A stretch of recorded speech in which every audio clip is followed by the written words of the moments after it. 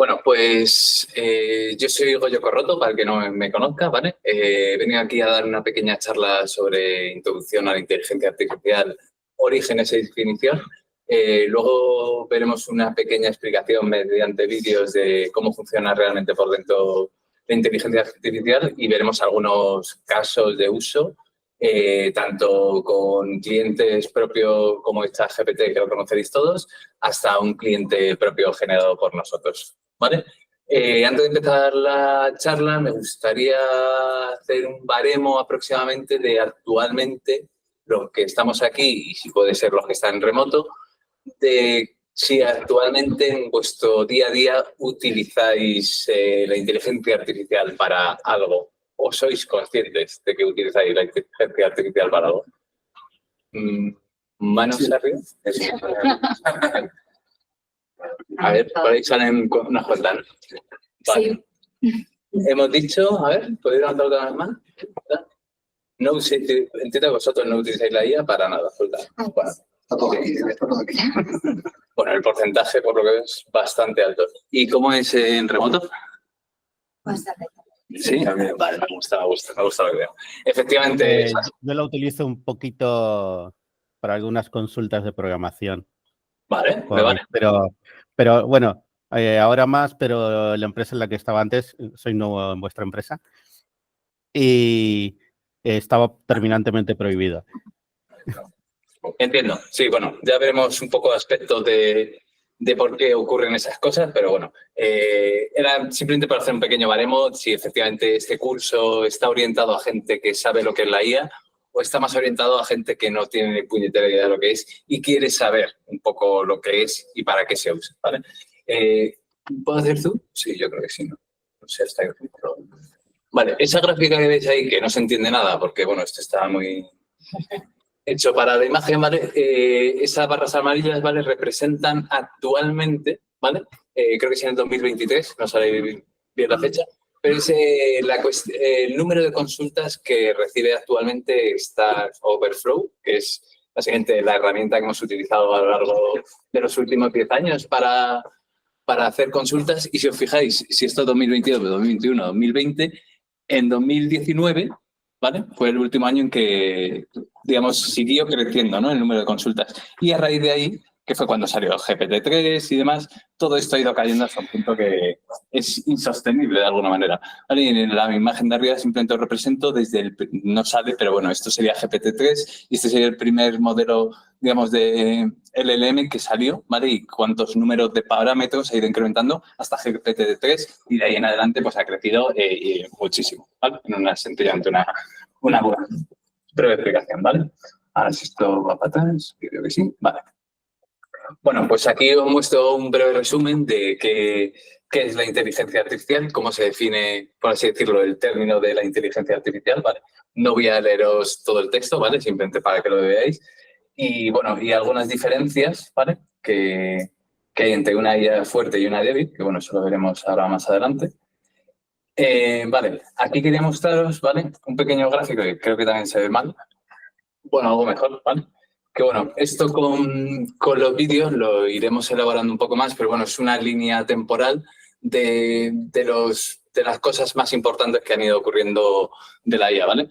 Si os fijáis, aquí hablo de un invierno de la IA que fue básicamente cuando se inventó Perfectron, que fue, por así decirlo, la primera IA que se hizo, ¿vale? Se descubrieron que efectivamente no podía, tenía que estrenarse con todas las casuísticas, por así decirlo, para que funcionara como se quería, ¿vale? Entonces, a raíz de eso, digamos que se tiró un poco la toalla y ha habido bastantes años hasta que han ocurrido algunos análisis y algunas cosas que han ido ocurriendo en los últimos 20 años, por así decirlo, que han permitido que, de alguna manera, se inventen estos lenguajes de programación inteligentes, ¿no? ¿Vale? Por así decirlo.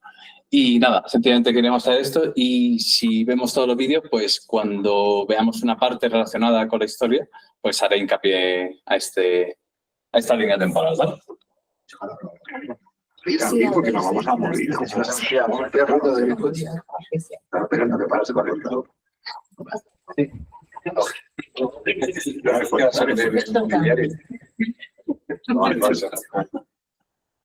Vale, aquí simplemente quería mostraros un texto de que actualmente existen IA débil y se supone que tendemos a una IA fuerte que será la que será capaz de, como cuando un humano nació en este mundo y poco a poco fuera aprendiendo a lo largo de la historia, a cómo interactuar con el mundo sin que nadie le enseñe, ¿vale? Eso sería la IA fuerte, por así decirlo. La IA débil la utilizamos desde hace ya muchos años, sería, por ejemplo, Siri o Alexa o cualquier IA de esta que actualmente sí que responden a tus preguntas, pero tiene que estar en un contexto y que lo entiende y muchas veces tiene que como que iterar la frase, ¿vale? Efectivamente, era una pequeña presentación. Bueno, aquí os presento algunas aplicaciones que se hacen en la vida cotidiana, ¿vale?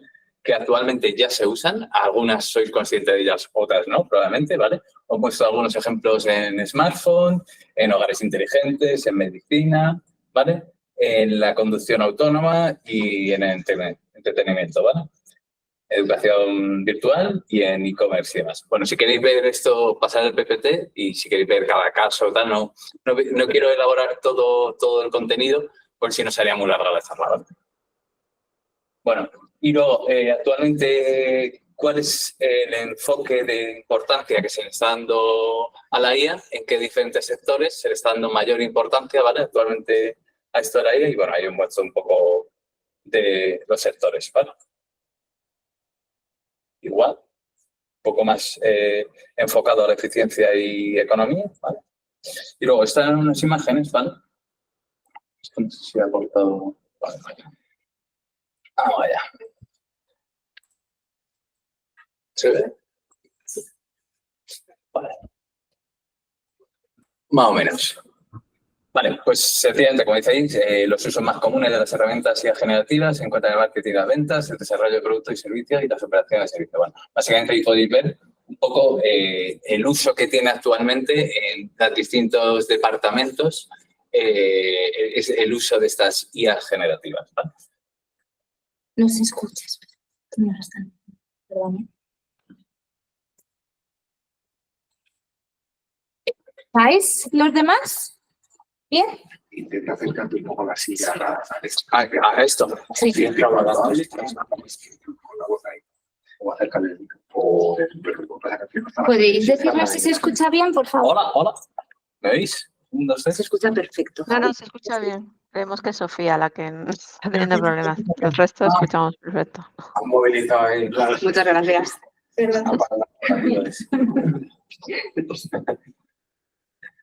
Bueno, la siguiente gráfica es básicamente un uso que se le da por industria actualmente en la IA generativa y, como veis, se separa en función de si está estipulado explícitamente para uso en el trabajo, si se utiliza dentro o fuera del trabajo o al menos lo ha tocado una vez. Bueno, esto es una pequeña estadística donde podéis ver que realmente sí que tiene uso esta IA generativa, pero dentro del trabajo, por lo que sea, pues por eso que me habéis hablado antes de confianza y demás, pues no se está trayendo mucho, sobre todo porque hay muchas dudas acerca de qué ocurre con toda esa información que le estás dando a la IA, ¿vale? Por eso sí que es cierto que no está teniendo toda la aceptación que igual debería.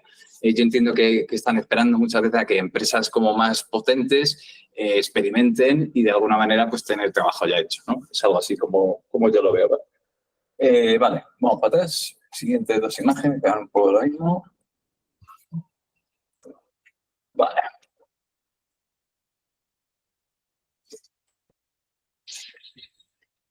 Bueno, aquí básicamente el impacto, digamos, que tiene lo que las empresas piensan que les va a generar el tener las IAs, por así decirlo, en su sistema.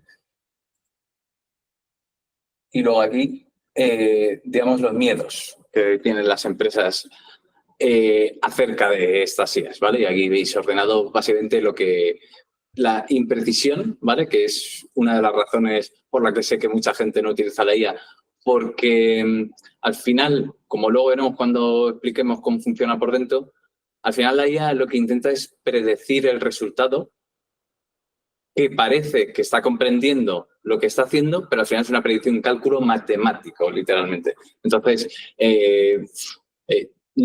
ellos, cuando intentas tratarle con un texto que tiene un contexto, pues muchas veces no Esto cada vez ocurre menos, obviamente, pero ese contexto a nivel matemático no funciona, no es exactamente lo mismo. Entonces, bueno, eso con casos reales, si llegamos al punto, lo veremos, ¿vale? Efectivamente eso. Vale, más. Vale, y ya vamos con los vídeos directamente, ¿vale? Vale, lo que voy a poner aquí, ¿vale? Son una serie de vídeos que he seleccionado de una persona en concreto que me parece que explica bastante bien estos términos y la verdad que se le ocurra mucho y podría yo explicarlos, pero considero que lo va a hacer 1000 veces mejor que yo, ¿vale? Entonces, dicho esto, voy a dejar de compartir y compartir el primer vídeo. Inteligencia artificial que se desarrollan hoy en día. ¿Ahora sí? Tengo ya tu atención. Ahora Genial. Vale. Punto de partida. Pues, un En un segundo, empezar. Si recuerdan el vídeo sobre regresión lineal, se acordarán que vimos cómo podíamos entrenar a este modelo Solo que no vimos ningún a vídeo. partir de nuestros datos. La estrategia básicamente era plantearlo de forma matemática y buscar mediante el método de mínimos cuadrados una fórmula que nos dijera exactamente cuál era el punto mínimo de la función de coste. Fácil y sencillo. Sin embargo, si las cosas fueran tan sencillas, este campo no sería tan emocionante. Como vimos, el método de cuadrados ordinarios estaba limitado a ese modelo y esa función de coste.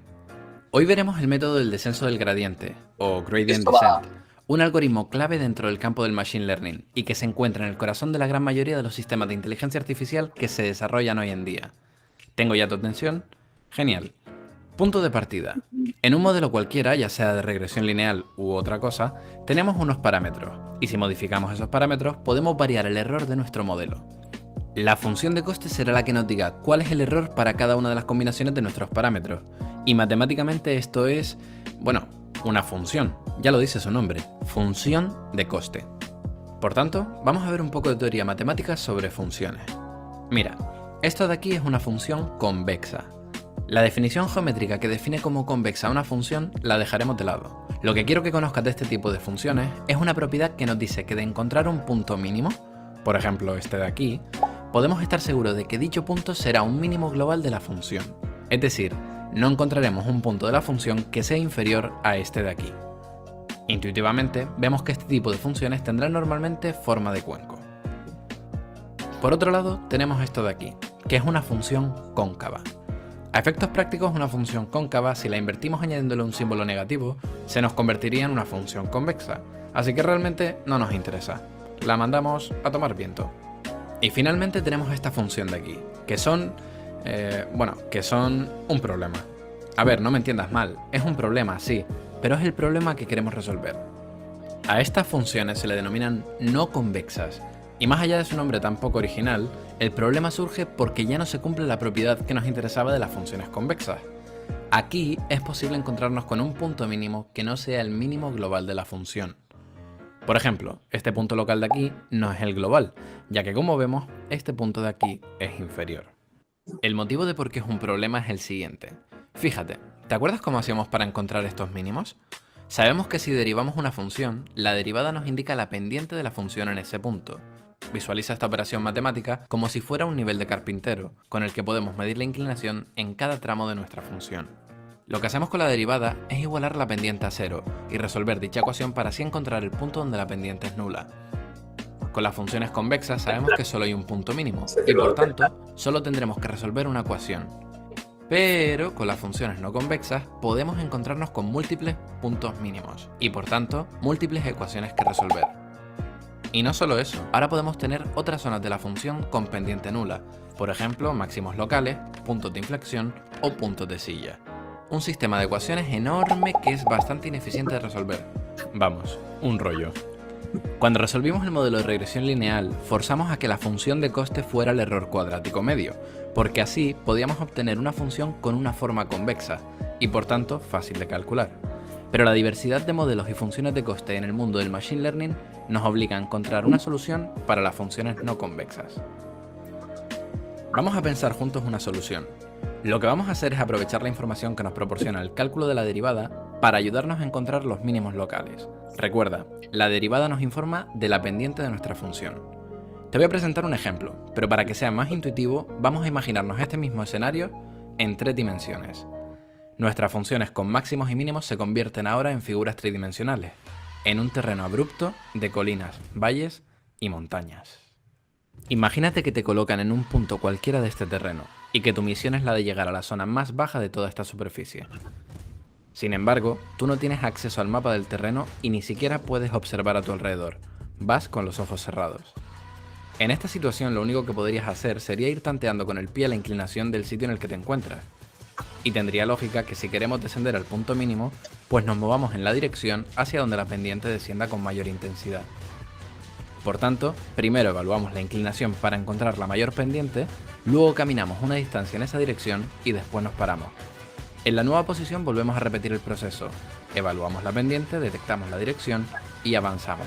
Y así iterativamente. Esta es la lógica del algoritmo del descenso del gradiente. Ya está. Vamos a ver ahora cómo traducimos a las matemáticas esta intuición que acabamos de desarrollar.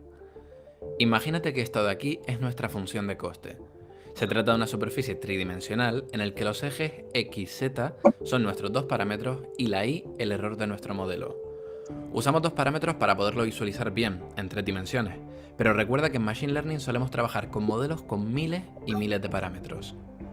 Como cuando iniciamos el entrenamiento, nuestros parámetros se inicializan con un valor aleatorio, esto equivale a iniciar en un punto cualquiera de este terreno. Ahora, apliquemos lo que hemos visto antes. Queremos descender y no conocemos el terreno, pero sí podemos evaluar la pendiente en la posición en la que estamos.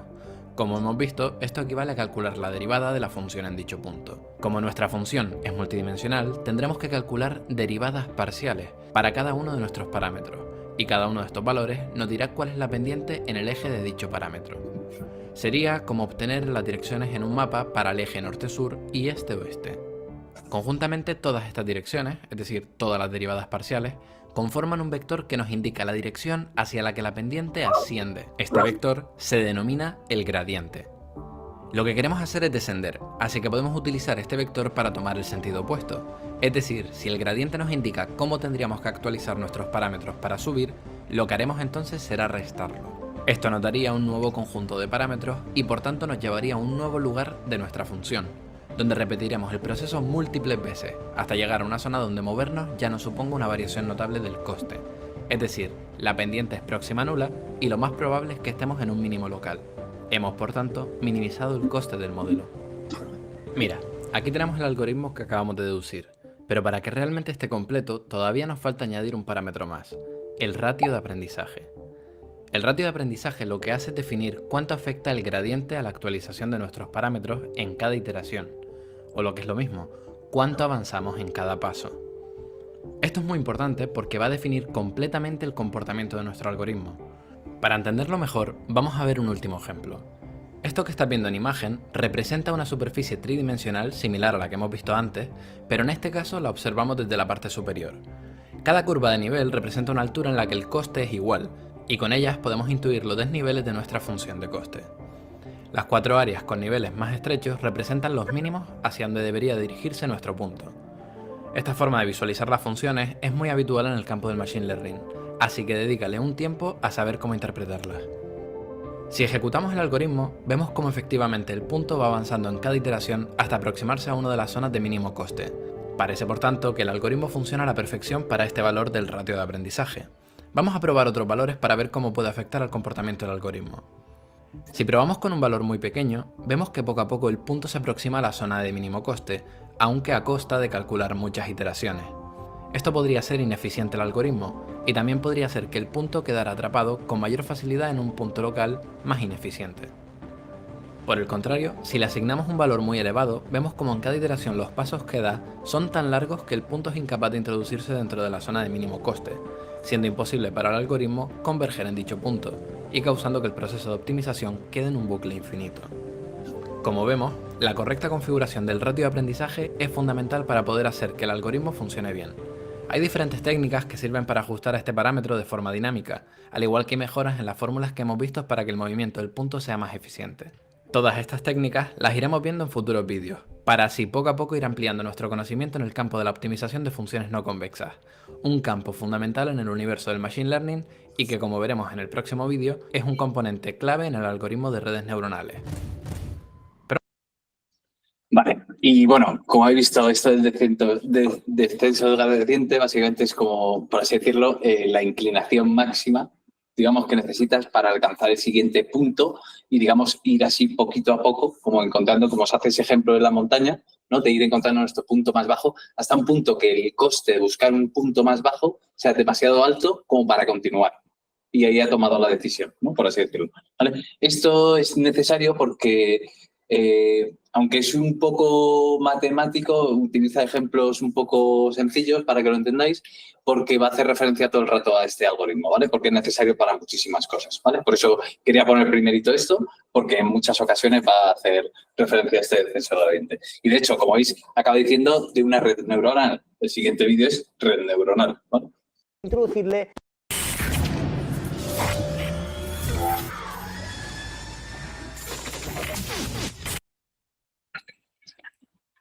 Redes neuronales. Ya conozcas o no sobre el campo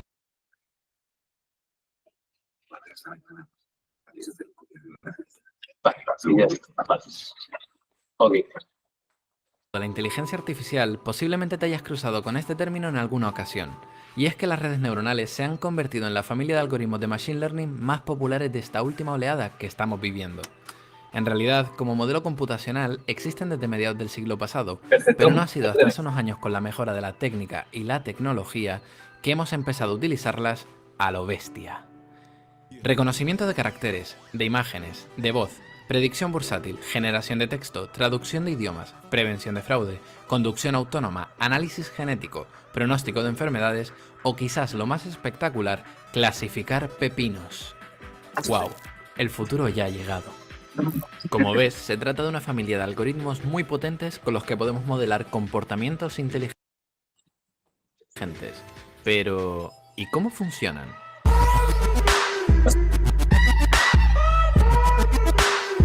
Como suele ocurrir con la mayoría de comportamientos y estructuras avanzadas, la complejidad de estos sistemas emerge de la interacción de muchas partes más simples trabajando conjuntamente. En el caso de una red neuronal, a cada una de estas partes se le denomina neurona. En el vídeo de hoy nos centraremos en entender el funcionamiento de una neurona y cómo podemos utilizarlas para codificar información dentro de ellas. En futuros vídeos veremos cómo estas neuronas se agrupan para formar una red neuronal y cómo estos sistemas son capaces de aprender. Veamos. Como hemos dicho, una neurona es la unidad básica de procesamiento que nos vamos a encontrar dentro de una red neuronal. Similar a una neurona biológica, estas neuronas tienen conexiones de entrada a través de los que reciben estímulos externos, los valores de entrada. Con estos valores, la neurona realizará un cálculo interno y generará un valor de salida. Vamos, que realmente una neurona no deja de ser un nombre muy guay para referirnos a una función matemática. Pero, ¿y de qué se trata este cálculo numérico? Internamente, la neurona utiliza todos los valores de entrada para realizar una suma ponderada de ellos. La ponderación de cada una de las entradas viene dada por el peso que se le asigna a cada una de las conexiones de entrada. Es decir, cada conexión que llega a nuestra neurona tendrá asociado un valor que servirá para definir con qué intensidad cada variable de entrada afecta a la neurona. Intuitivamente esto se suele representar como palancas que podemos subir o bajar para modificar positiva o negativamente el valor de nuestra suma. Como te imaginarás, estos pesos son los parámetros de nuestro modelo y serán los valores que podremos ajustar para que nuestra red neuronal pueda aprender. Espera. Esta ecuación ya la habíamos visto antes. Esto es muy parecido a lo que utilizamos en el vídeo del modelo de regresión lineal. ¿Quiere decir eso que lo que hace una neurona internamente es una regresión lineal? Bueno, pues algo parecido sí. De hecho, mi motivación por empezar esta serie explicando ese modelo se debe a todo lo que vamos a ver ahora. Sí, ahí lo tienen. Se puede decir que una neurona lo que hace internamente es algo así como un modelo de regresión lineal. Si recuerdan, tenemos unas variables de entrada que definen una recta o un hiperplano a la que podemos variar la inclinación utilizando nuestros parámetros. ¿Ven que es lo mismo? Es más, si se acuerdan de nuestro modelo de regresión lineal, recordarán que teníamos un término independiente que nos servía para mover verticalmente a la recta. Fíjate que en la neurona también tendremos este mismo término que nos dará control para mover a nuestra función. A este valor se le denomina sesgo, o bias en inglés, y se representa básicamente como otra conexión a la neurona pero en el que la variable siempre está asignada a 1, y que podemos controlar manipulando el valor del parámetro de sesgo. De esta manera, nuestra neurona ahora actuaría exactamente como el modelo de regresión lineal. Sin embargo, la diferencia vendrá con un último componente que les presentaré luego. Antes, quiero que entiendas con un ejemplo cómo nos puede ser útil esta neurona para codificar información. Por favor, vamos a hacer. Realidad virtual. Esa maravillosa tecnología que te permite vivir aventuras de manera totalmente inmersiva. Porque ¿quién querría vivir en la realidad real cuando existe la realidad virtual? Imagínate experimentar esto, o esto, o esto. Bueno, no, esto no. Al pensar sobre esta idea, llegas a la conclusión de que tener un plan perfecto para el viernes por la noche depende de dos cosas. Por un lado, contar con un casco de realidad virtual que poder usar. Y por el otro lado, para que la noche esté completa necesitas... No, amigos, no. Nachos.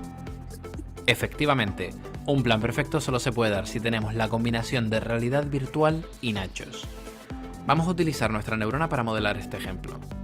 En este caso, ambas variables serán variables binarias, es decir, su valor solo puede ser 0 o 1, y esto indicará si tenemos realidad virtual y si tenemos nachos. De igual forma, la variable de salida que queremos modelar es una que nos indique si el plan del viernes por la noche ha sido perfecto o no, es decir, esto será otra variable binaria. Pero nuestra neurona, tal y como funciona ahora mismo, actúa como un modelo de regresión lineal, y si recuerdan, este modelo nos da un resultado numérico continuo y no una variable binaria. Lo que se suele hacer es evaluar el resultado de la regresión lineal y si el valor supera un cierto umbral, le asignamos a la salida el valor 1, y si este es inferior al umbral, el valor 0.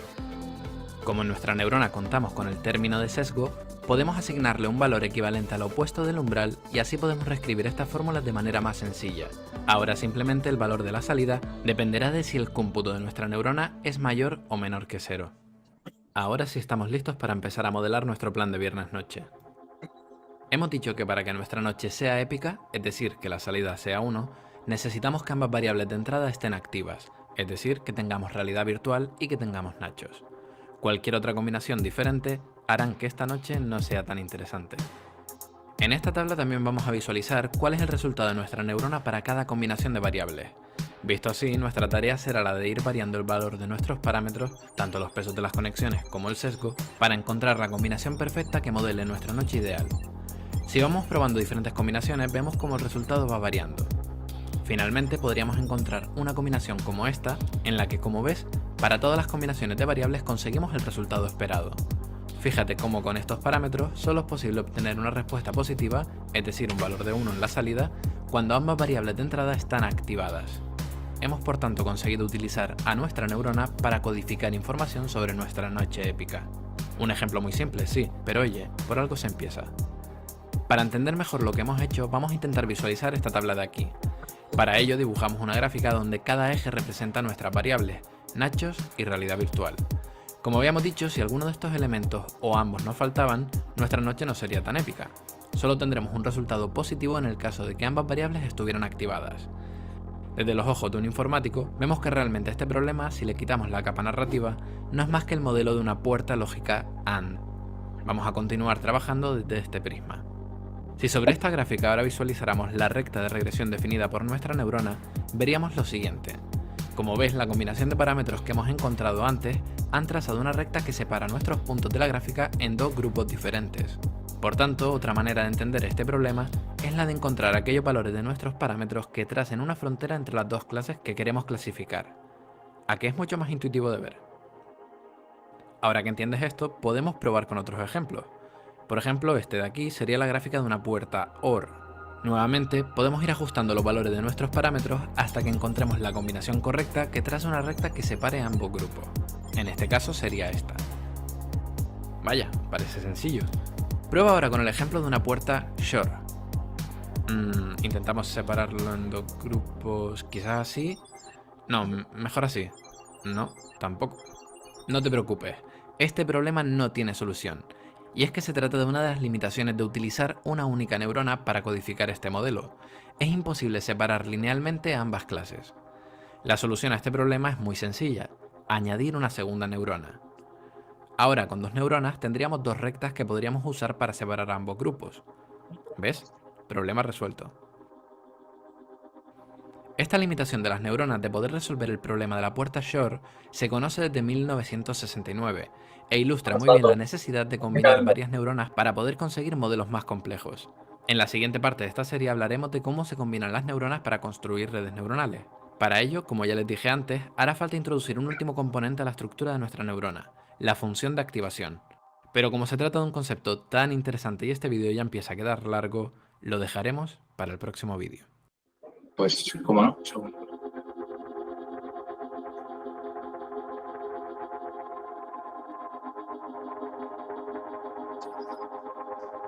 Yo creo que el baño. Más de 24.000 personas asistieron a la última edición de las jornadas de marketing digital gratuitas que hicimos en Big SEO y se vienen las... Ahí.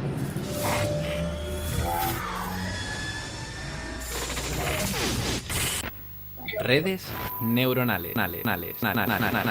Parte 2.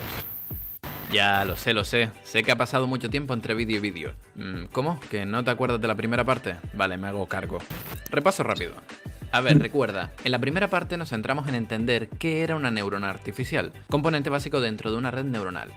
Vimos cómo matemáticamente una neurona se definía como una suma ponderada de sus valores de entrada y cómo esto se equivalía al modelo de regresión lineal. Hablamos de nachos y de realidad virtual. Sí, en serio. Y con esto planteamos un ejemplo en el que comprobamos que el uso de una neurona podría modelar la información de una puerta AND, y lo visualizamos. E hicimos lo mismo con una puerta OR y con una puerta SHOR. Bueno, con la puerta SHOR no pudimos. Y es que también comprobamos que con una sola neurona no se podía separar linealmente a una nube de puntos distribuidos de esta manera. Ese será nuestro punto de partida en el vídeo de hoy. Para solucionar el problema de la puerta SHOR, vimos que la solución venía por duplicar a nuestras neuronas para así poder tener dos separadores que de forma combinada no separaban correctamente ambas clases. Una demostración muy clara de cómo añadiendo neuronas podíamos empezar a modelar información más compleja. En el vídeo de hoy vamos a desarrollar este concepto y veremos qué ventajas podemos obtener de juntar cada vez más y más neuronas. Es decir, hoy nos centraremos en entender la red de una red neuronal.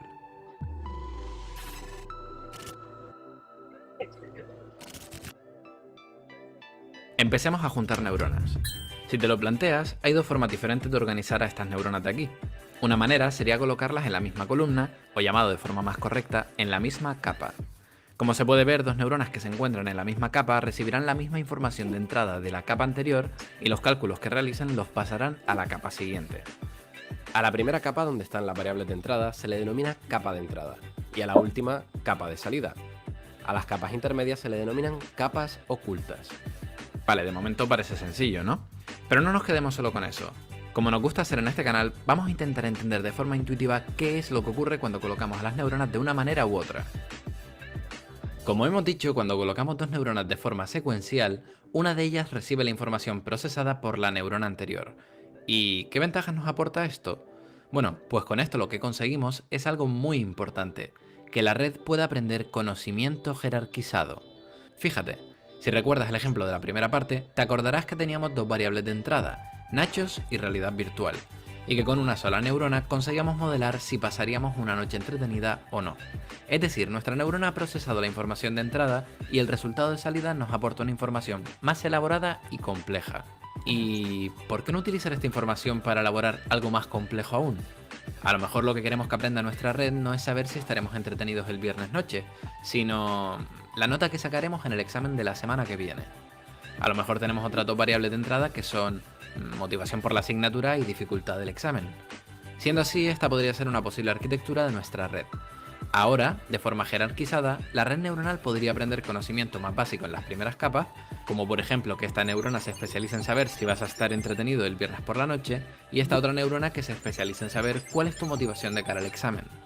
El conocimiento elaborado en esta capa será procesado nuevamente por las siguientes capas, elaborando cada vez conocimiento más complejo, abstracto e interesante.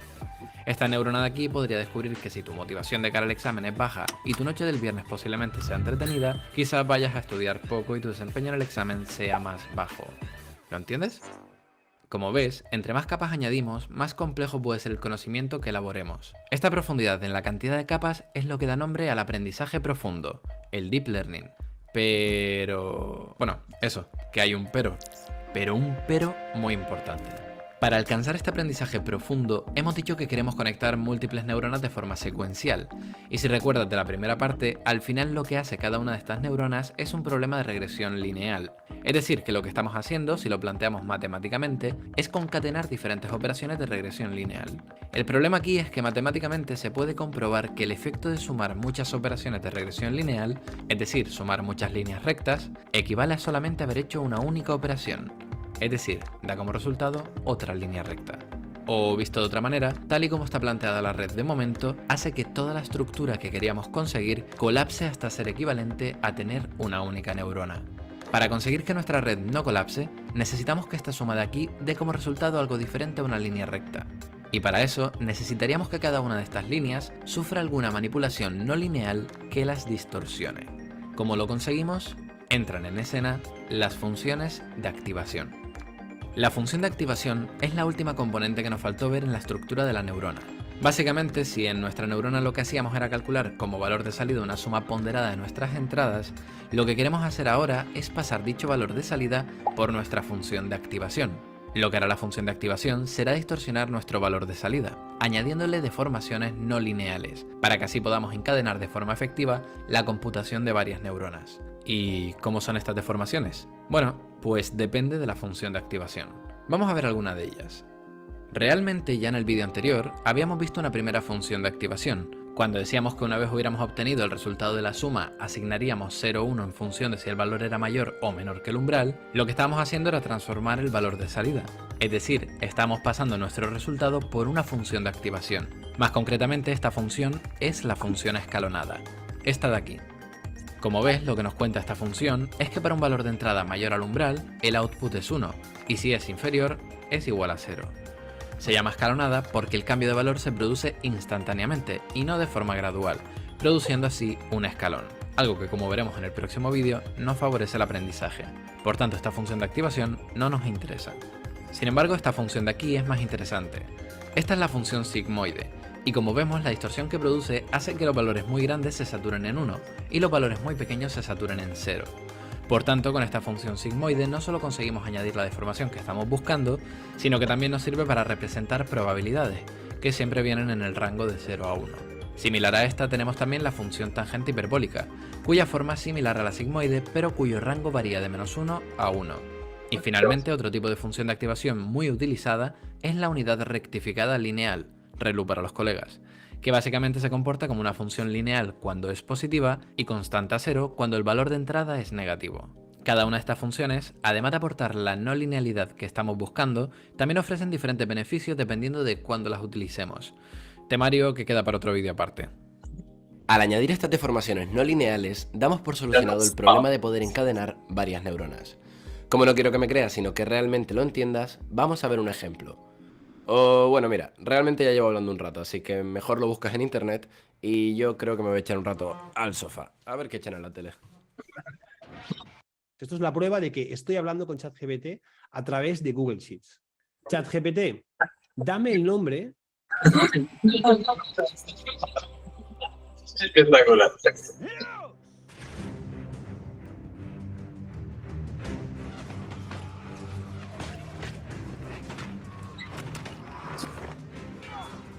Sigues aquí. Bueno, quizás te estés comiendo algún spoiler de Juego de Tronos. Estamos en el punto este de la batalla con Jon Nieve, en la que están rodeados. Pero bueno, luego todo al final sale bien y se largan volando en águilas para destruir el anillo y... Bueno, yo qué sé, no soy Dayo Script, ¿vale? Pero... madre mía, qué batalla. Es decir, están completamente rodeados. Todos estos de aquí son los malos y estos de aquí son los buenos. Uf, vaya movida. Por cierto, ahora que me fijo, ¿y si quisiéramos salvarlos usando una red neuronal? ¿Qué? No me mires así. No te olvides que esto no deja de ser un canal sobre inteligencia artificial. Mira, vamos a aplicar toda la teoría que hemos visto en el vídeo para intentar separar estas dos nubes de puntos.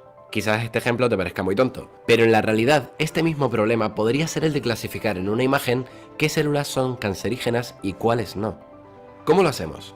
Para que lo puedas ver claro, voy a intentar enseñarte la interpretación geométrica de lo que ocurre en una red neuronal. Esto ya lo empezamos a ver en el vídeo anterior. ¿Recuerdas esta gráfica de aquí? Aquí podíamos ver el resultado del procesamiento de una neurona operando en una tarea de clasificación. Pero antes te he dicho que aquí ya estábamos haciendo uso de una función de activación escalonada, cuya forma es esta de aquí. ¿Y cómo podríamos ver geométricamente el efecto de esta función de activación en nuestra gráfica? ¿Dónde se esconde? Pues fíjate bien, aquí está. Efectivamente, el efecto de la función de activación es el de distorsionar el plano generado por la neurona. Toda la geometría de este plano distorsionado que sea superior a este plano de aquí pertenecerá a un grupo, en este caso en verde, y lo que quede debajo pertenecerá al otro grupo en rojo. ¿Y cómo sería esta misma figura si hubiéramos utilizado las otras funciones? Pues aquí lo puedes ver. Como ves, podemos encontrar en la silueta del plano la forma original de nuestras funciones de activación. Aún así, fíjate que de momento en los tres casos nuestra frontera no deja de ser una línea recta, debido a la intersección de la figura geométrica con el plano. Entonces, si solo conseguimos una línea recta, ¿Cómo podemos encontrar una frontera curva que pueda solucionar este problema? Esto lo vamos a solucionar aprovechando que gracias a las funciones de activación, ahora ya podemos encadenar varias neuronas al mismo tiempo. Una posible solución al problema sería la siguiente. Vamos a colocar en la primera capa oculta de nuestra red una neurona con una función sigmoide. Como ya eres capaz de reconocer, la función sigmoide tiene esta forma de aquí, y en realidad su forma la podemos ir variando según ajustamos los parámetros de nuestra red. Podemos ver que cambiando los parámetros podemos conseguir incluso cambiar la orientación de la figura, y esto nos puede servir. En vez de una sola neurona vamos a colocar 4, y cada una de ellas con una orientación diferente. Si te fijas, con una nueva neurona podemos construir la combinación de estas 4 figuras geométricas de aquí, obteniendo como resultado una superficie plana con un bulto en medio. Esta figura es la solución a nuestro problema, porque como se puede ver, la intersección del plano con esta montaña produce la frontera circular que estábamos buscando. Nuestro problema de clasificación está resuelto y John Nieve y sus amigos están salvados. Con este ejemplo espero haberte convencido de que las redes neuronales son capaces de desarrollar soluciones muy complejas gracias a la unión de muchas y muchas neuronas. Si tras ver este vídeo la única duda con la que te quedas es por qué sigo empeñado en decir John Nieves en vez de Jon Snow, entonces significa que ya estás preparado para lo que nos falta por ver en la tercera parte de esta serie. Porque claro, todo esto que hemos visto que puede hacer la red neuronal lo tiene que aprender a hacer ella por sí sola. ¿Quieres saber cómo? Te lo cuento en el próximo vídeo.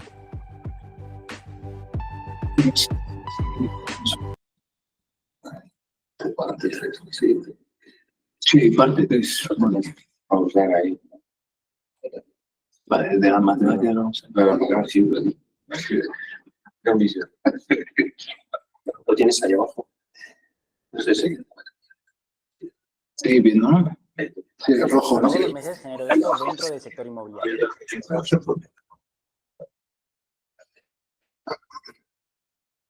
Hemos visto sobre redes neuronales en los capítulos anteriores, se ha centrado en entender cómo estas son capaces de modelar información compleja. Primero estudiamos el funcionamiento de las neuronas y cómo las podíamos usar para resolver tareas de regresión o clasificación muy simples. A partir de ahí vimos cómo podíamos juntar muchas de estas neuronas para crear una estructura más compleja, una red neuronal, con la que podríamos modelar información mucho más elaborada. Y no solo nos quedamos ahí, sino que también visualizamos geométricamente lo que esto significaba e incluso jugamos con una red neuronal para ganar más intuición. Bueno, ¿y ahora qué? Pues mira, hemos construido una herramienta con la que, variando sus parámetros, podemos resolver problemas complejos de clasificación o regresión. Pero claro, esto va de inteligencia artificial, el machine learning. Aquí no queremos ser nosotros quienes tengamos que ajustar los parámetros de la red neuronal, sino que sea la propia red la que aprenda por sí sola a partir de los datos. Hoy vamos a ver cómo una red neuronal realiza su aprendizaje automático. Pero para eso tenemos que movernos hacia atrás. Bienvenidos a 1986. Nos encontramos en una época que será recordada por las sombreras, el nacimiento de la MTV o el Super Mario Bros. Pero para nosotros, apasionados de la inteligencia artificial, 1986 es el año en el que se publicó el artículo científico que cambiaría el destino de las redes neuronales. ¿Recuerdas en la primera parte cuando solo trabajamos con una única neurona? Esta única neurona por sí misma puede considerarse como un tipo muy simple de red neuronal. Y de hecho, esta unidad lógica era la precursora de las redes neuronales actuales, un tipo de red que se conocía desde los años 50 con el nombre de perceptrón. En los primeros años de vida del perceptrón se creyó que este sería el algoritmo que resolvería una gran variedad de problemas, aunque pronto se hizo evidente algunas de sus importantes limitaciones. Como ya hemos visto anteriormente, esta arquitectura de una única neurona solo es capaz de resolver problemas lineales, siendo necesario juntar más neuronas para poder abarcar problemas no lineales más complejos. Y aquí está el problema. Y es que el algoritmo de aprendizaje automático que se venía utilizando para entrenar al perceptrón no era extensible a otros tipos de redes más complejas. Es decir, queríamos redes neuronales, pero no sabíamos cómo entrenarlas. Fue tal la repercusión de este problema que tras publicarse el libro Perceptrons de Minsky y Papert, donde se mostraba matemáticamente las importantes limitaciones del perceptrón, hubo un corte repentino en la financiación de proyectos de inteligencia artificial, y más específicamente en aquellos relacionados con los sistemas de redes neuronales. Un periodo de más de 15 años conocido como el invierno de la inteligencia artificial. Por suerte, después de un duro invierno siempre viene la primavera, y en este caso veríamos florecer de nuevo la investigación en inteligencia artificial con la publicación de un trabajo que volvería a dar popularidad a las redes neuronales. El trabajo, firmado por Rammelhart, Hilton y Williams y basado en otros avances en diferenciación automática, mostraría experimentalmente cómo usando un nuevo algoritmo de aprendizaje se podría conseguir que una red neuronal autoajustara sus parámetros para así aprender una representación interna de la información que estaba procesando. Vamos, justamente lo que estamos buscando. El nombre de este algoritmo, Backpropagation. La importancia de este algoritmo es clave dentro de la arquitectura de una red neuronal, y por eso hoy nos vamos a centrar en entender exactamente cómo funciona. Posiblemente más de uno que ya conozca este algoritmo esté pensando, uff, ya estamos de nuevo con esa parte en la que la teoría se vuelve engorrosa y llena de fórmulas. Tranquilo, en el vídeo de hoy solo nos centraremos en entender cuál es la intuición detrás de este algoritmo, y ya después en la siguiente parte veremos cómo las fórmulas no esconden ningún misterio. No solo eso, la buena noticia, ya tenemos parte del trabajo hecho. ¿Recuerdas el vídeo del descenso del gradiente? Si no lo has visto aún, es parada obligatoria. Como recordatorio, con el descenso del gradiente conseguíamos una estrategia perfecta para ajustar los parámetros de, bueno, en su momento una regresión lineal. El truco que usábamos era el de evaluar el error del modelo en el punto en el que nos encontrábamos y calcular las derivadas parciales en dicho punto. Con esto obteníamos un vector de direcciones que nos indicaba la pendiente de la función, hacia donde el error se incrementaba, lo que se llama el gradiente. Y con eso nos movíamos en la dirección contraria. Así teníamos una forma por la cual iterativamente podríamos ir reduciendo el error del modelo como si la altura de una montaña se tratase. ¿Te acuerdas? Vale, el descenso del gradiente es la leche, pero ¿y por qué no lo usamos entonces directamente en nuestra red neuronal? Spoiler, lo vamos a utilizar. Pero no es tan sencillo. Fíjate, para aplicar el descenso del gradiente necesitamos, bueno, eso, el gradiente, ¿no? Cuando trabajamos, por ejemplo, con regresión lineal, calcular el vector gradiente era muy sencillo. Para la regresión simple teníamos solo dos parámetros, estos de aquí, que afectaban directamente al resultado del modelo. Con lo cual, calcular el gradiente para cada uno de los parámetros era simplemente responder a la pregunta ¿cómo varía el coste ante un cambio del parámetro W? Pregunta que matemáticamente se responde con las derivadas parciales. Derivada parcial de la función de coste con respecto a cada uno de los parámetros. Simple. Sin embargo, cuando trabajamos con redes neuronales la cosa es un poco más compleja. Aquí el gradiente viene a ser el mismo concepto de antes, cómo varía el coste cuando variamos un parámetro. Pero claro, aquí la forma en la que variar un parámetro puede afectar al resultado final y por tanto al coste de la red neuronal es más complejo. El parámetro de esta conexión de aquí puede influir al resultado final por la información que fluye por esta conexión, o por esta otra conexión, o cualquiera de estas otras. Y no solo eso, sino que el efecto de este parámetro se ve también controlado por el valor del resto de parámetros de las capas posteriores. Vamos, una cadena de responsabilidades que hace que esta derivada de aquí, de nuevo, cómo varía el coste cuando variamos alguno de los parámetros, sea más compleja de calcular. ¿Y quién es la que nos va a dar ese valor? Efectivamente, el algoritmo de backpropagation. Es decir, al igual que hacíamos antes, utilizaremos el descenso del gradiente para optimizar nuestra función de coste, haciendo uso de la técnica de backpropagation para calcular el vector de gradientes dentro de la complejidad de la arquitectura de la red neuronal. ¿Lo entiendes? Perfecto. Coffee break. Un agricultor en Colombia cosecha granos de café siguiendo un proceso que él ha elegido. Esos granos son enviados a una de las muchas fábricas en la que se tuestan, muelen y envasan el café. Después los paquetes de café de la compañía X viajarán a diferentes puntos de venta, que se encargarán de desplegar una estrategia de marketing para hacer que el cliente, yo, me decida comprar justamente esa marca.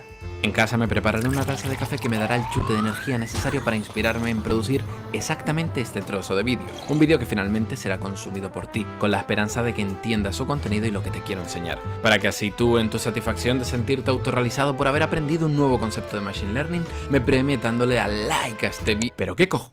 ¿Un dislike? ¿En serio? ¿Pero qué ha pasado aquí? Vale, calmémonos. Lo que acaba de suceder es que tú, al dar dislike, has generado una fuerte señal de error. Vamos, has penalizado el trabajo que yo he hecho. ¿Y de quién es la culpa? ¿Tuya por no haberlo entendido bien o mía por haber hecho el vídeo mal? ¿O quizás ha sido la taza de café que no me ha dado la energía suficiente? Quizás me equivoqué a comprar ese café y no otro, y de ser así, ¿quién tiene la culpa? ¿El que ha hecho el café, la distribución, la fábrica? Bueno, como ves aquí lo que hemos dibujado es una cadena de responsabilidades que se puede asemejar a una red neuronal, donde cada nodo es una neurona especializada en una tarea determinada. El vídeo lo podríamos ver como el resultado de salida de nuestra red, y la evaluación que tú das como nuestra función de coste. Si al yo ver que has generado dicha señal de error tan fuerte, quisiera intentar que no se volviera a producir, una estrategia inteligente a seguir sería la de analizar toda la cadena de responsabilidades que ha afectado al resultado. Si de repente encontramos una neurona que haya tenido influencia en el error obtenido, entonces deberemos de responsabilizar a dicha neurona con parte de ese error. Y aquí está la clave. Este análisis de cuánta responsabilidad tiene cada neurona tiene sentido hacerlo hacia atrás, desde la señal de error hacia las primeras capas. Esto tiene sentido hacerlo porque en una red neuronal el error de las capas anteriores depende directamente del error de las capas posteriores. Es decir, si por ejemplo vemos que en el mal resultado del vídeo no depende mucho si la calidad del café es buena o mala, entonces el error de las fases previas a esta, por ejemplo los efectos de cosechar mal el café, también deberán de afectar poco al error final. Si por el contrario el café sí es responsable del error, entonces sí que habría que analizar las responsabilidades que las fases previas tienen en la posterior calidad del café. Con esto vemos cómo existe una lógica que podemos explotar para determinar qué parte de culpa tiene cada neurona en el resultado final, mediante la retropropagación de errores. Lo bueno es que siguiendo esta estrategia de ir hacia atrás, también estamos trabajando de forma eficiente. Fíjate, si comenzamos a analizar la cadena de responsabilidades hacia atrás, desde la señal de error, nuestra primera parada sería la última capa. Como hemos dicho, en función de cuánto se haya implicado cada neurona en generar el resultado final, podremos responsabilizar a cada una de estas neuronas de un porcentaje del error.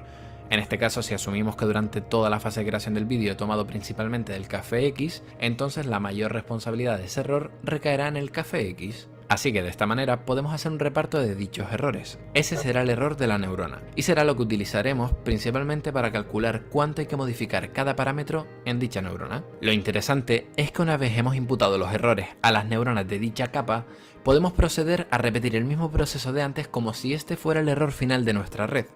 Es decir, asumiendo que esta es nuestra nueva última capa. Así, aplicar backpropagation es operar siempre de forma recursiva capa tras capa, moviendo el error hacia atrás. Gracias a esto, cuando lleguemos a la primera capa, habremos obtenido cuál es el error para cada neurona y para cada uno de sus parámetros, solamente propagando una única vez el error hacia atrás, lo cual hace de este algoritmo una estrategia muy eficiente. En serio, quizás parezca trivial, pero antes de existir backpropagation, el cálculo de la responsabilidad de cada neurona en el resultado se hacía siguiendo una estrategia de fuerza bruta, preguntándose para cada neurona cómo variaba el coste cuando se introducía algún pequeño cambio. En la práctica, esto requería computar muchas veces pases hacia adelante en nuestra red, siendo así muy ineficiente de entrenar. Por el contrario, lo propuesto en el algoritmo de backpropagation permite obtener todos esos errores con un único pase hacia atrás. Esos errores son los que usaremos para calcular las derivadas parciales de cada parámetro de la red, conformando así el vector gradiente, que como ya sabemos es lo que necesita el algoritmo del descenso del gradiente para minimizar el error y por tanto entrenar a la red. Interesante, ¿verdad? ¿Y todo esto cómo se traduce a las matemáticas? Tranquilo, eso lo veremos en el siguiente vídeo, pero ya verás que si entiendes los fundamentos de lo que hemos hablado no te costará entenderlo. Si he conseguido que entiendas esto, me doy por satisfecho, y en ese... Y yo también, la verdad. Bueno, como habéis visto, es una explicación curiosa. Al final no tenéis que quedaros con números, sino más con los ejemplos que os propone un poco para hacerse una idea de lo que os está contando, ¿vale? No sé si poner más vídeo, la verdad. Yo entiendo que sí, ¿no? Estamos hasta las 7, ¿no? Vale. Pues si queréis, podemos continuar, sobre todo porque me gustaría que llegáramos por lo menos a la parte del natural language, el procesamiento del lenguaje natural.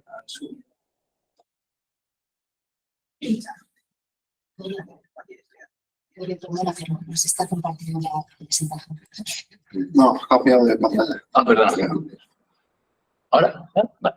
Sí, la idea es que Yo voy a compartir el lado de lectura. Que va bien. Para poder solicitar. Vale. Podemos ver esto, ¿vale? Lo iré subiendo porque si no, no vamos a ver todo.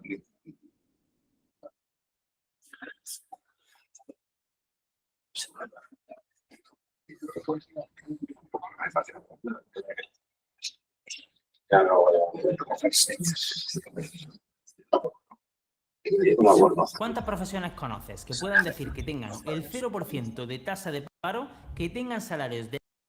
Vale, lo suyo sería que viéramos estos vídeos también, pero yo digo, no vamos a tener tiempo, ¿vale? Así que vamos a ver los de lenguaje, procesamiento de lenguaje natural, y si nos da algo de Transformers, pues lo vemos. Y vamos a buscar otra vez. Vale. Este vídeo está patrocinado por la Universitat Politécnica. Veamos. Concentración.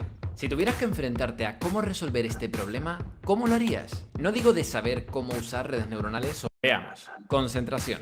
Si tuvieras que enfrentarte a cómo resolver este problema, ¿cómo lo harías? No digo de saber cómo usar redes neuronales o alguna técnica que conozcas ya, sino realmente, ¿a qué tipo de solución intuitiva hubieras llegado tú si a mediados del siglo XX hubieras tenido que enfrentarte al problema de que una máquina entendiera el contenido de una frase expresada de manera natural? Por ejemplo, para saber si el sentimiento de esta frase es positivo o negativo.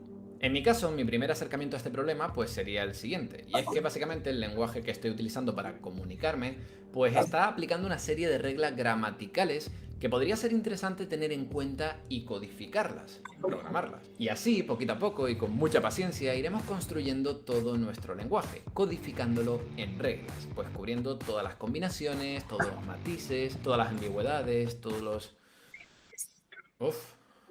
Intentar traducir a reglas formales todas nuestras formas de comunicación es una tarea no solo increíblemente difícil, sino que además deberá de ser actualizada, puesto que el lenguaje está en continua evolución, significando esto que el humano encargado de codificar todas estas reglas pues va a tener que dedicarle bastante tiempo. Pero en este punto ya hemos estado, ¿no? Al final, esto es similar al por qué no tenemos un algoritmo que, instrucción a instrucción, te vaya describiendo formalmente cuáles son los pasos para conducir correctamente un coche, o clasificar un gran dataset de imágenes con gran precisión. A ver, ¿no contaremos ya con algún tipo de tecnología que nos pueda automatizar todo este proceso y que pueda aprender automáticamente todas estas reglas? Say my name. Machine Learning. You're goddamn right. Y este es el primer punto a entender. Y es que históricamente el campo del Natural Language Processing se ha desarrollado entre dos mundos, en el que por un lado tenemos las técnicas que se apoyan más en la codificación manual de todas aquellas reglas gramaticales que son interesantes a utilizar para la resolución del problema que tengamos. Y por el otro lado contamos con técnicas de Machine Learning que directamente se basan en el análisis de grandes corpus de texto para dejar que todas estas reglas pues sean aprendidas. Y en medio de estos dos polos lo que nos encontramos pues es un abanico de muchísimas técnicas y algoritmos que se han ido desarrollando a lo largo de las últimas décadas, pero que bueno, como es de esperar, pues en los últimos años ha ido ganando más importancia aquellas más cercanas al campo del Machine Learning. Y son en estas donde vamos a poner nuestro foco. Y es que por suerte en los últimos años hemos ido perfeccionando unos potentes algoritmos, las redes neuronales, que son capaces de tomar datos de entrada, como por ejemplo texto, y mostrándole el resultado que queremos conseguir, supervisando su aprendizaje, pues podemos dejar que sea el propio algoritmo el que aprenda. A ver, ¿qué pasa aquí? ¿Por qué no entra el texto? ¡Tú!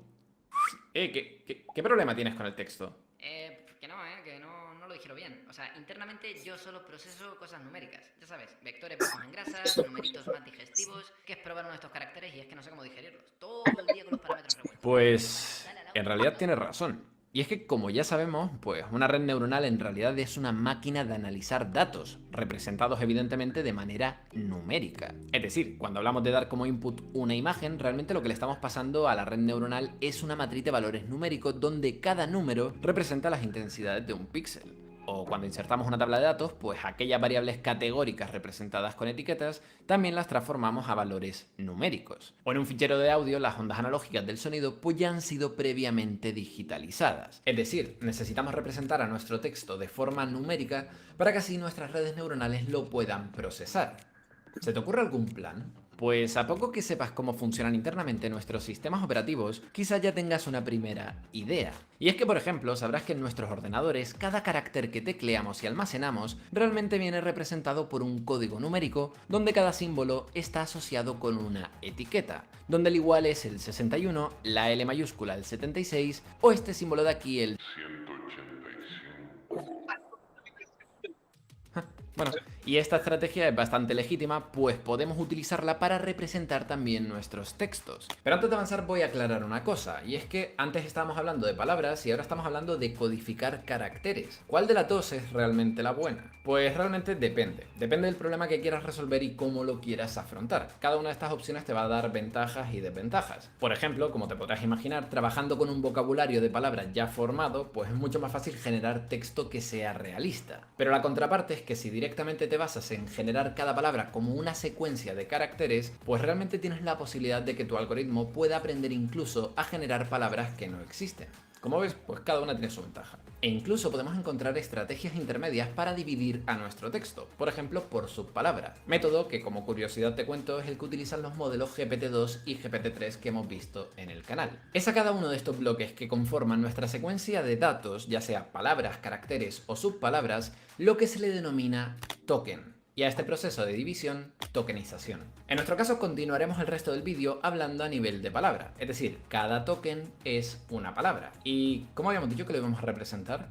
Así, asignándole una etiqueta numérica a cada uno de estos tokens. Así que lo que tenemos que hacer es, eligiendo el criterio que nos dé la gana, incluso poniendo etiquetas aleatorias, asociar cada una de las palabras con un número. Y lo único que tenemos que tener en cuenta es que cada palabra siempre venga con la misma etiqueta. Y con esto ya habríamos solucionado el problema. Nuestro texto ha sido convertido, ha sido representado a una forma numérica. ¿Verdad? ¿Verdad? ¿Verdad? Pues no. Agárrate porque vienen curvas. Y es que hay un pequeño problema. A ver, no es un problema grave. Si quisieras, podrías empezar ya a utilizar esta codificación para analizar tu texto. Pero estamos desvirtuando un poco el problema.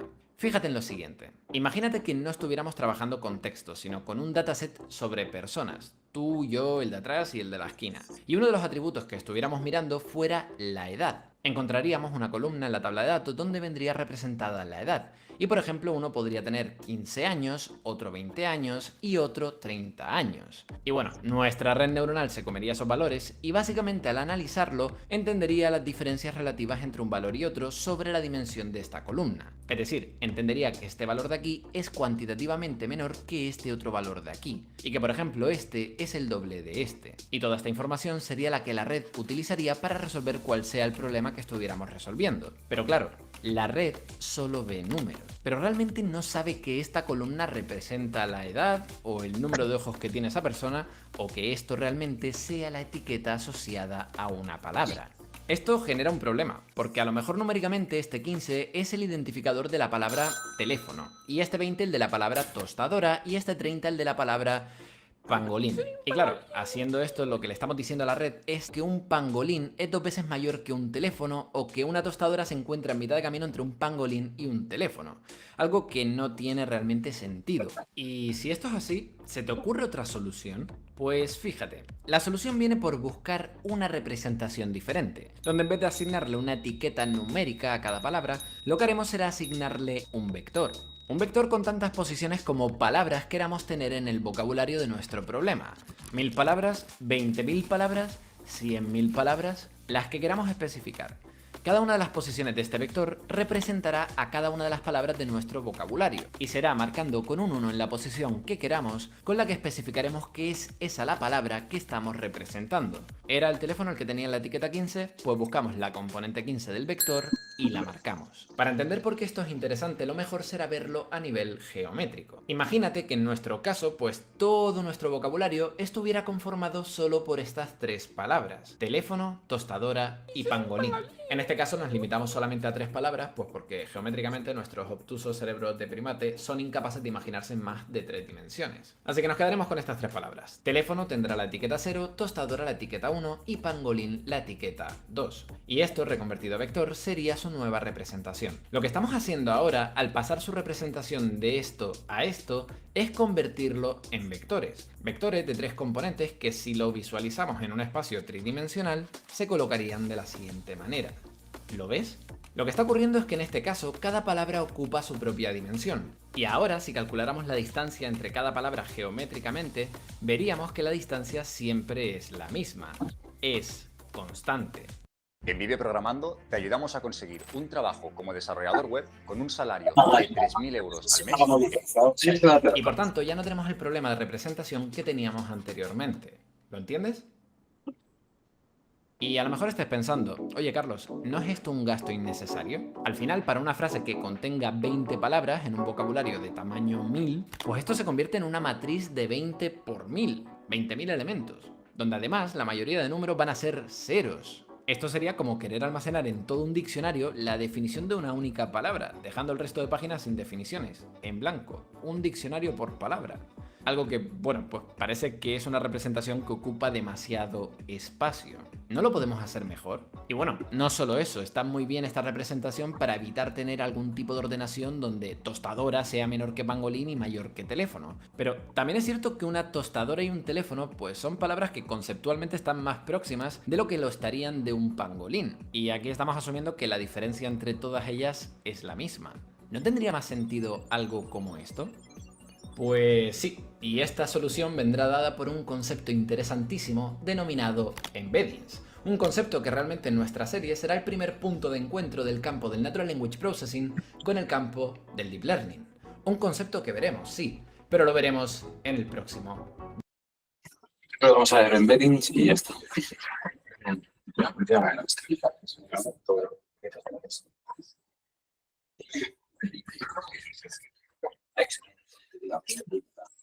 Esto no podemos. Ahora, es que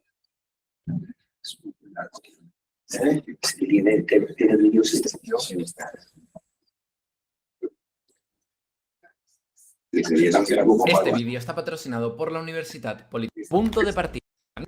Queremos trabajar con texto, pero una red neuronal solo procesa números. ¿Cómo lo solucionamos? Pues ya lo sabemos del anterior vídeo. Tenemos que vectorizar el texto. Cambiar su representación a, por ejemplo, one-hot encoding, que no es más que una forma de convertir a cada palabra en un vector que tiene tantas componentes como palabras tengamos en nuestro vocabulario, y donde todas estarán a cero, excepto aquella que se corresponda con la palabra que queramos representar. Algo que, como ya vimos, geométricamente nos aporta algo muy beneficioso, y es que cada palabra, cada vector, es independiente al resto de vectores. O dicho de otra manera, que cada palabra ocupa su propia dimensión. ¿Y qué es lo bueno de esto? Pues que al final cada palabra mantiene la misma distancia con el resto de palabras. Algo que, bueno, también tiene algo malo, y es que cada palabra tiene la misma distancia con el resto de palabras.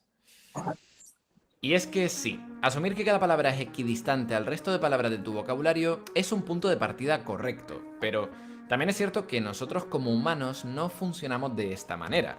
Nosotros entendemos que hay palabras que conceptualmente están más cerca, son más similares, que otras palabras que, bueno, pues estarán más lejos conceptualmente. Planeta, galaxia o universo sabemos que son palabras que conceptualmente están más cerca que, por ejemplo, pangolín. Sigo siendo pangolín. ¿Verdad?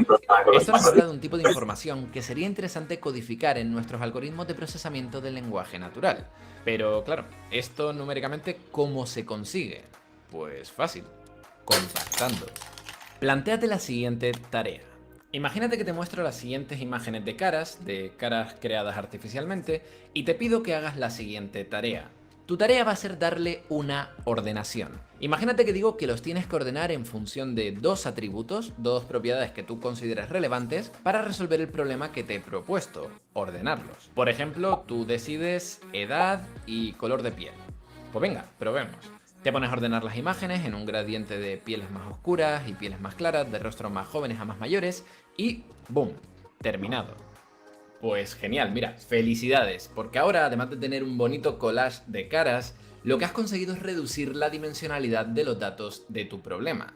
De partida, cada una de estas imágenes cuenta con miles y miles de píxeles, intensidades lumínicas que podemos interpretar como variables de entrada que tú, con tu intelecto, has sabido percibir, procesar, comprimir y ordenar, hasta armar este mosaico donde cada imagen tiene su posición en base a solo dos atributos. Es decir, tus imágenes han pasado de estar representadas por miles y miles de dimensiones a solo dos dimensiones. Has reducido la dimensionalidad de tus datos. Y en este caso son dos dimensiones porque yo te lo he pedido, pero te podría haber pedido ordenarlo en base a tres atributos, por tanto en tres dimensiones, o en una dimensión, consiguiendo así compactar mucho más la información y armando una tier list como si esto fuera de repente Twitch. Pero bueno, tampoco te creas tan especial porque esto es algo que una red neuronal artificial también sabe hacer bastante bien. De hecho, es un modus operandi habitual, comprimir datos y ordenarlos de manera inteligente para así poder solucionar de la mejor manera la tarea que tenga que resolver. Fíjate, por ejemplo, cuando nosotros en una red neuronal convolucional tenemos una imagen representada por miles y miles de variables y la vamos pasando capa por capa, esta imagen poco a poco se va comprimiendo, por tanto su dimensión se va reduciendo hasta finalmente alcanzar un vector de predicciones cuyo tamaño pues será de tamaño 10 o tamaño 20. también hemos comprimido nuestros datos. Ahora, el punto a entender es que este proceso de compactación y ordenación que ocurre en una red neuronal no es exclusivo solo de trabajar con imágenes, sino que ocurre de manera general. Es decir, si yo tengo un vector de entrada de tamaño 10 y lo paso por una capa que tiene solamente 3 neuronas, el resultado de este procesamiento pues va a ser un vector que va a tener tamaño 3, un vector tridimensional. Y claro, si podemos conseguir esta compactación y esta ordenación tan interesante, ¿qué pasaría si lo aplicáramos a nuestros vectores de texto? ¿No era eso lo que estábamos buscando en el vídeo anterior? Efectivamente, necesitamos que nuestra red aprenda a comprimir el texto. ¿Tu negocio es frágil o antifrágil? Cuando eres antifrágil ante la incertidumbre, rebotas y creces. Y es que sí, trabajar con palabras representadas en One Hot Encoding, donde cada vector es del tamaño de tu vocabulario, pues la verdad que es una representación que apetece que tu red neuronal la comprima un poquito. Y ya te digo, así lo vamos a hacer. ¿Cómo? Pues mira, lo acabamos de ver. Asumamos que tu vocabulario tiene 10.000 palabras diferentes, y esto va a significar que tus palabras de entrada también serán vectores de tamaño 10.000. Ahora, si esto lo pasáramos como input a una red neuronal cuya primera capa tiene, por ejemplo, digamos, 300 neuronas, ¿cuál crees que será el tamaño del vector en este punto? Efectivamente, su tamaño ha cambiado, o dicho de otra manera, su dimensionalidad se ha reducido. Y ojo, porque en un comienzo realmente nuestra red neuronal se va a parecer más a esto. Es bastante estúpida, puesto que aún no ha sido entrenada, y por tanto las palabras tampoco van a estar bien representadas. Pero claro, según empiece el entrenamiento, la red poco a poco irá aprendiendo a saber cómo comprimir y ordenar todas estas palabras de la manera más óptima para resolver el problema que le hayamos planteado. Ojo, esto es importante, que estamos prediciendo si el texto tiene un sentimiento positivo o negativo. Pues quizás en esta compactación la red aprenda a ordenar estas palabras que representan sentimientos similares. O si estamos analizando reviews de clientes del campo de la electrónica, a lo mejor este proceso de ordenación y compactación dará prioridad a aquellas palabras del campo semántico de la electrónica. ¿Lo entiendes? Es decir, esta nueva representación que aprende la red dependerá del tipo de tarea que quiera resolver, encontrando aquella codificación de los datos de entrada que mejor le permitan acercarse a la solución óptima. ¿Lo entiendes? Este proceso que ocurre en la primera capa de la red neuronal, en el que necesariamente tiene que aprender a comprimir vectores de One Hot Encoding a una representación más compacta que le sirva para resolver su tarea, es lo que se conoce como embedding, el tema principal del vídeo de hoy. Pregunta: a ver, si tú por ejemplo quisieras enseñarle a alguien a analizar imágenes médicas, ¿qué preferirías? ¿Coger a una persona que sin saber de medicina, pues por ejemplo, sabe percibir el mundo que le rodea, sabe entender los objetos que está viendo? ¿O coger un trozo de carne inicializado aleatoriamente que solo sabe gatear, gritar y llorar? Exactamente. Mejor será partir con algún tipo de conocimiento previo a priori que te aproxime a aprender mejor tu tarea. Esto en el contexto del Deep Learning significa que si tú por ejemplo tienes algún tipo de red que quieras entrenar para observar imágenes médicas, es mejor partir de una red que ya haya sido preentrenada para alguna tarea genérica de visión, como sea clasificar un gran conjunto de imágenes variadas. Partir de una red preentrenada te dará sustancialmente un mejor rendimiento que comenzar con una red completamente nueva, puesto que parte del conocimiento ya aprendido podrá ser transferido a la nueva tarea. Estamos transfiriendo el aprendizaje. Vale, ok. Otra pregunta: si tú ahora por ejemplo quieres enseñar a una persona a analizar textos jurídicos, ¿qué preferirías? ¿A una persona que sin saber del tema pueda entender al menos cuál es la relación de palabras dentro de ese vocabulario y más o menos tener un entendimiento del lenguaje? ¿O al trozo de carne y... Creo que se entiende la respuesta, ¿no? Cogeremos a aquel que realmente entienda el vocabulario. Y esta misma idea la encontramos en el campo del Natural Language Processing, porque está muy bien dejar que tu red aprenda en la capa de embedding a representar tus palabras en vectores para resolver tu problema, pero ¿y si contara ya con algún tipo de embedding preentrenado de partida? ¿No sería más interesante contar con algún tipo de modelo que pueda convertir tu texto a vectores comprimidos y que pueda ser aplicado de manera universal a múltiples problemas? Pues sí, y esta es la tendencia que terminó de despegar en 2013, con la publicación de Word. Esto es lo que dice. Uno de los sistemas de embeddings preentrenados más utilizados hasta la fecha desde que Google lo publicara. Y no es el único. La cosa ha evolucionado bastante en la última década, convirtiéndose los embeddings en una herramienta fundamental en este campo.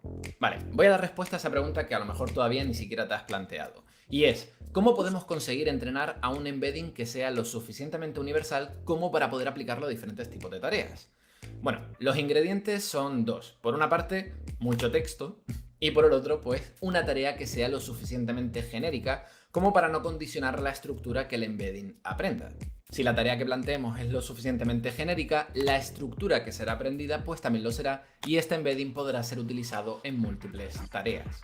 Y esto es súper interesante, porque lo que conseguimos finalmente es construir una estructura de nuestro vocabulario donde aquellas palabras que conceptualmente son similares van a estar representadas de manera próxima, en un espacio vectorial que incluso podemos operar matemáticamente.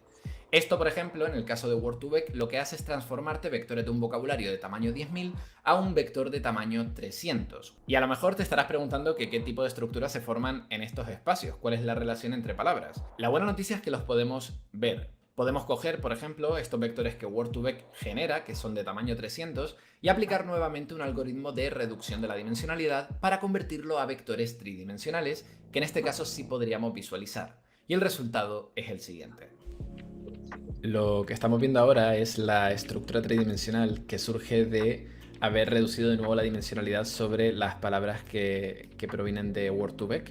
Los vectores de tamaño 300 son reconvertidos a vectores tridimensionales que por tanto podemos visualizar y nos permiten observar un poco la estructura del texto que el embedding ha aprendido durante su entrenamiento. Entonces podemos encontrarnos diferentes estructuras de palabras que estarían relacionadas por proximidad. Palabras como go, return, wake, run, stood, gone. Podemos, por ejemplo, encontrarnos clúster de palabras de números como 0, 5, 7, 4, 2, todos juntos y muy cerquita podemos ver también que hay un clúster que indica pues meses del año, ¿vale? Marzo, octubre, agosto, junio, diciembre. Recordemos que estos clústeres han sido aprendidos de manera no supervisada, simplemente el algoritmo ha analizado pues secuencias de textos y en función de su contexto ha aprendido que estas palabras tienen que ser palabras similares. Podemos también encontrarnos pues palabras que por compartir su misma raíz pues también están próximas, pues, por ejemplo sugerencia, sugiriendo, sugerir,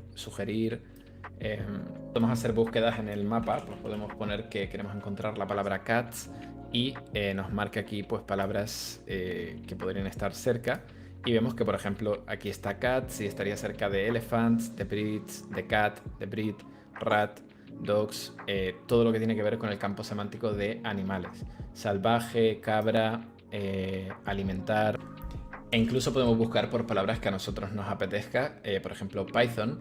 Y en este caso podemos hacer que nos marque cuáles serían sus vecinos cercanos en el espacio 300 dimensional, que sería el espacio original del embedding. Y nos estaría marcando aquí cuáles son estos puntos que a lo mejor no se encuentran próximos después de hacer la segunda reducción de dimensionalidad, pero que sí sabemos que el embedding al menos ha entendido que son palabras relacionadas. Y vemos cómo son, por la ambigüedad de la palabra, cosas como Mozilla, pues sí, Debian del campo de la informática, pero al mismo tiempo también encontramos aventura, joke, y esto está relacionado efectivamente también con la palabra Monty de Monty Python, y vemos film, episodes, sketch, credits, y podemos encontrarnos pues con todo el campo de palabras relacionadas que el propio embedding, el propio algoritmo de inteligencia artificial ha aprendido a encontrar como palabras próximas solamente a partir de analizar cuál es el contexto de dicha palabra. Si queréis jugar con esto, pues les dejo abajo en la descripción un enlace para que podáis jugar con esta misma herramienta. Final conclusions. Lo que tenemos que saber es que con un embedding finalmente lo que tenemos es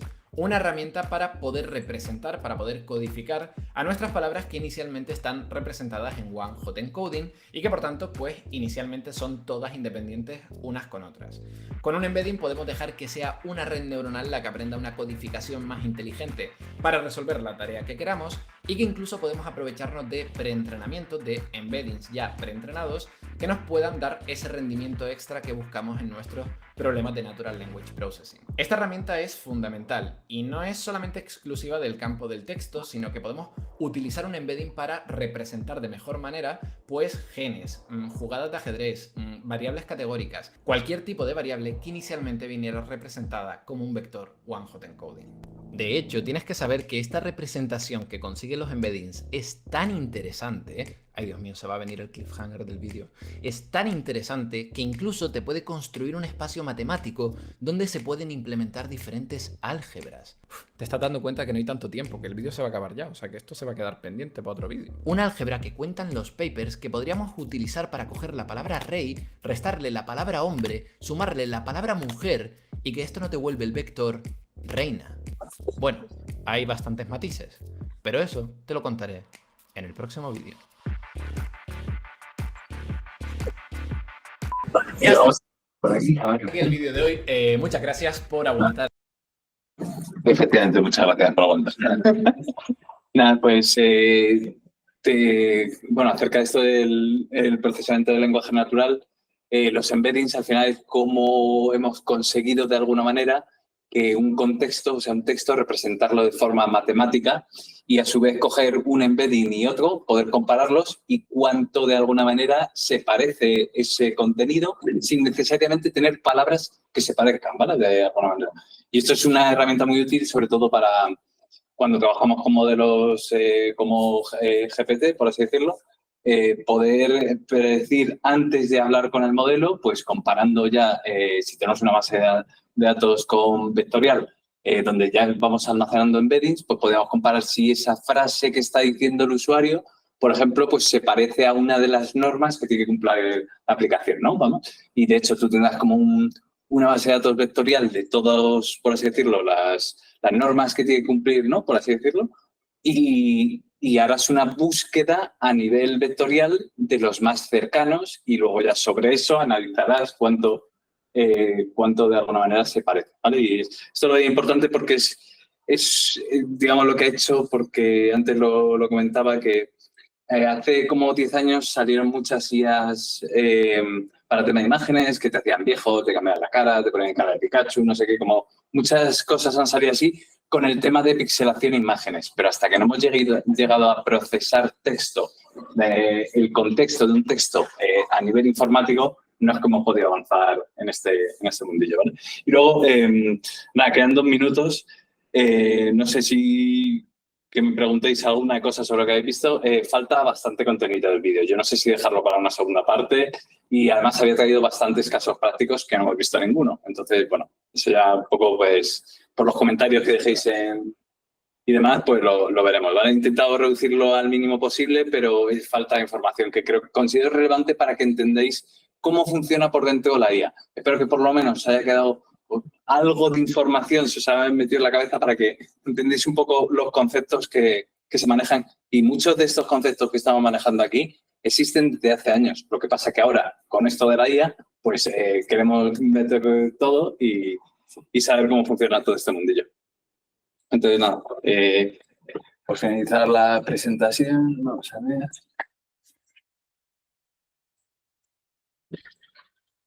Trabaja tipo este. Bueno, será. Yo creo que se lo lleva muerto de Google. Echarlo. Claro. Y ahí la... Yo creo que será él y ha hecho la universidad, no sé dónde. Comentarios. La verdad es que no se olvida mucho. La chirilla, la habitación. Bueno, aquí os suponía algunos ejemplos de... Estoy compartiendo, ¿verdad? No estoy compartiendo. Ahora sí. Vale, algunos ejemplos que quería ver de algunas IAs, ¿vale? Que están en formato web y se puede hacer alguna pruebecilla y demás. Aquí os presento algunas, pues eso, la mayoría están enfocadas a desarrollo de código, dado que somos desarrolladores, pero bueno, os presento también algunas de 3D para desarrollo de videojuegos. Bueno, el generador de mundos que se ha puesto ahora tan de moda que se supone... se supone que va a ser después de verano, pero es que nosotros lo entendemos como un generador de vídeos, pero es un generador de mundos, literalmente. Entonces, podés hacer vídeos o podés hacer, no sé, ya veremos qué es eso. Y luego, me resultó curioso ¿conocéis alguno de Bing? ¿O le ha sonado? ¿Alguien ha leído? Pues tiene 2 semanas de vida esta IA y pretende ser un ingeniero de software. Qué bueno. Muy bien. Y diréis, ¿pero qué cojones? Pues sí, así es como se presenta, ¿eh? Bueno, yo le estaba echando un vistazo, la verdad, y y tiene mucho fine tuning, ¿vale? Que al final es como darle esa capa de dataset de preentrenamiento para que, digamos, conciba tal. Y yo sí que lo plantean visualmente muy bonito, ¿vale? Pero es el principio de estas cositas. Y no, yo sinceramente, como reflexión, quería decir que yo no veo que la IA vaya a sustituirnos, sino yo creo que todo lo contrario, nos va a generar muchísimo más trabajo. Lo que pasa es que nuestra forma de asistir a este trabajo va a cambiar bastante. Yo creo que... Entonces, junto con esta charla y algún ejemplo que quería presentar, pues eso, que de alguna manera, pues que es obligatorio evolucionar con esto que está viniendo. O sea, que no podemos mirar para otro lado y ignorar lo que está pasando, porque lo que va a pasar es que si un día no te has puesto de alguna manera en la actualidad, ya no te digo que tengas que saber cómo desarrollar una inteligencia artificial, si sencillamente es que te suenen los términos, que algunas cosillas y que chapurres un poco para saber cómo funciona esto, ¿vale? Y nada, luego si tenéis alguna pregunta o lo que sea, pues... Han dejado por aquí alguna preguntilla. Vale. Pregunta Joaquín, ¿qué herramientas te gustarían para hacer estas cosas? Me refiero, no sé en qué punto... ¿Qué herramientas utilizarías para generar un embedding, por ejemplo? Pues eso, como ejemplo pondría la... A ver, ¿estoy compartiendo? No. Voy a darle a compartir toda pantalla y ya no arroja vídeo.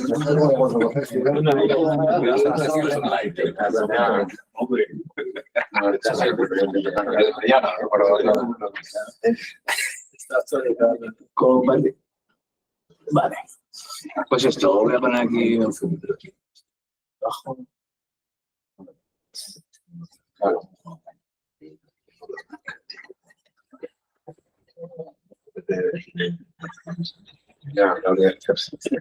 Vale, ¿se está viendo? ¿No se ve? Sí que estoy compartiendo. Deja de compartir un segundo y volver a compartir. ¿Compartís? ¿Toda la pantalla o las pestañas? Ventanas. ¿Puede ser ventana o no puede ser ventana? Sí, ¿no? Y yo quiero... La segunda, ¿no? Pero el transporte público es... Sí, ¿no?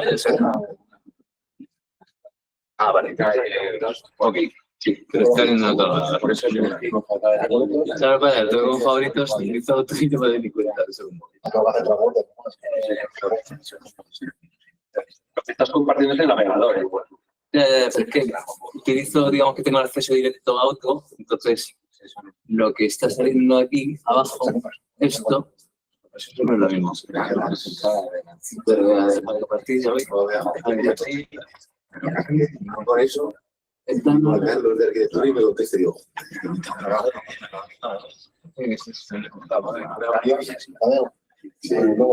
Sí, sí.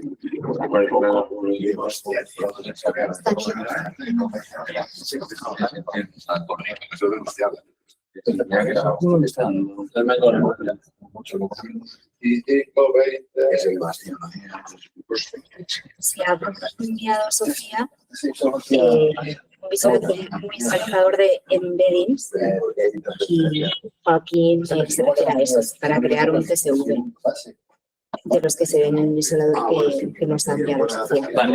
¿Entonces sí se me ve? Tampoco. ¿Sí se ve? Sí, ya se ve. Vale, pues os he pasado la API de OpenAI, ¿vale? Aquí tenéis un apartado de embedding, ¿vale? Os enseñar algunos modelos y hacer unas pequeñas pruebas para ver, este sería el formato de un embedding, para que os hagáis una idea. Esta sería la representación numérica. Obviamente, omite todos los valores para que lo sepáis. Y de hecho, tenía una prueba de concepto donde fabricamos unos embeddings, se comparan uno con otro y se ve se llama la similitud del coseno, no me acuerdo, algo así se llama exactamente, donde sacas de un valor de 0 a 1 cuánto se parecen dos palabras. Y eso te sirve, por ejemplo, bueno, si es que os voy a enseñar muy rápido, ¿vale? El ejemplo que ha propuesto, ¿vale? Aquí.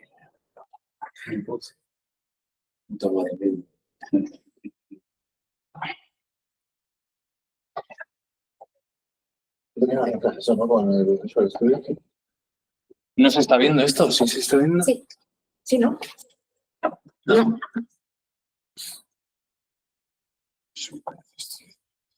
Comparte todo el equipo. Sí, lo he hecho antes, pero no se hacía nada. A ver, Toda la prueba. pantalla. Toda la pantalla. Compartir. ¿Se ve? ¿Está en ello? Mira tú. Sí, está en ello. Ahora simplemente vemos la llamada. A ver, prueba. Vale. ¿Se ve el visual? Sí.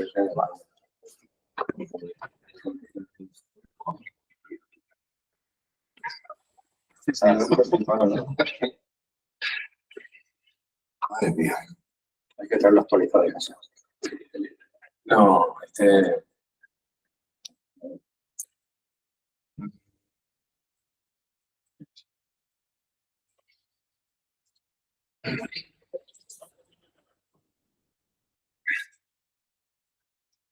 Le tienen de mujer.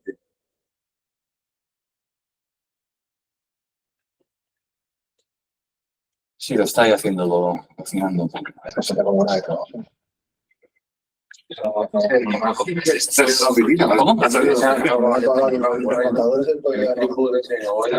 Sí, es que son dos partes, backend y front. Ah, como están las...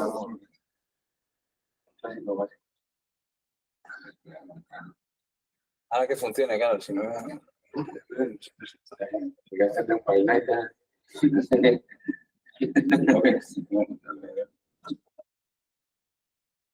Ajustaje de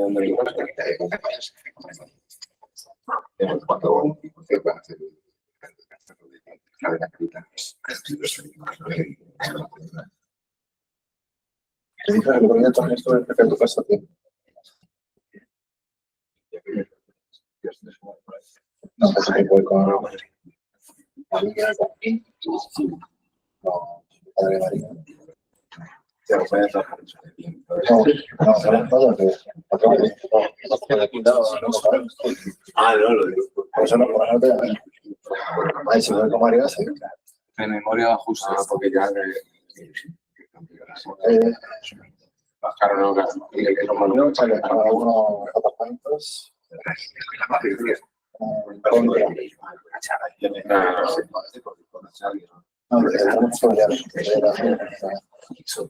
Esto de compartir y estar, también habrá mucho mejor.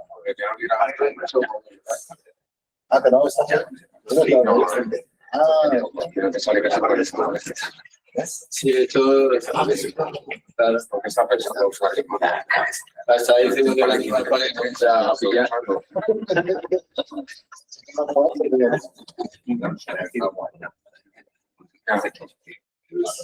¿Cómo lo cortan eso? Al mercado de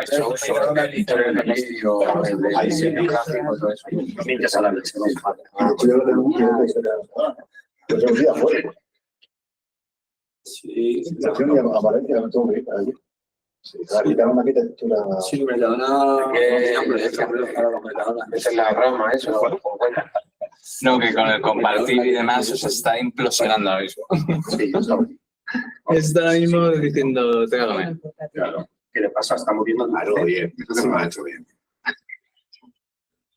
Y luego te llamas, tienes un virus ahí, instalarse un virus. ¿Estamos trabajando con ellos? ¿Con Mercadona? Sí. Pero vamos. Gestionan ellos los proyectos.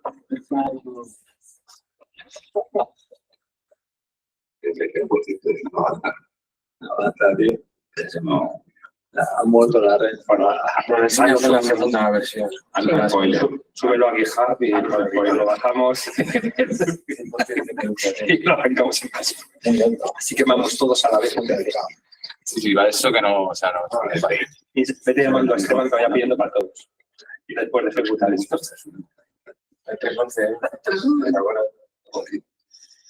Vaya, salió el primer reloj. Solo han pasado 7 minutos. Esta noche, ¿qué máquina tienes? No, ese por el compartir, Sí, sí, o sea, yo, vamos, si te bajaras y me he pegado un tiro. ¿Cómo ibas a trabajar? ¿Eh? ¿Cómo ibas a trabajar? Es muy importante, la verdad.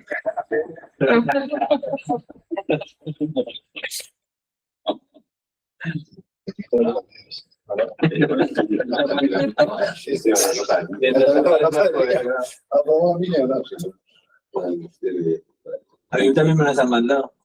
Pero es como antes, pero te ponías letras, son números. No, en mi guardería, la guardería te pone en desarrollo y luego conseguido. Sí. El 15 es ahí. A todo lo que sea. Creo que mañana ya no.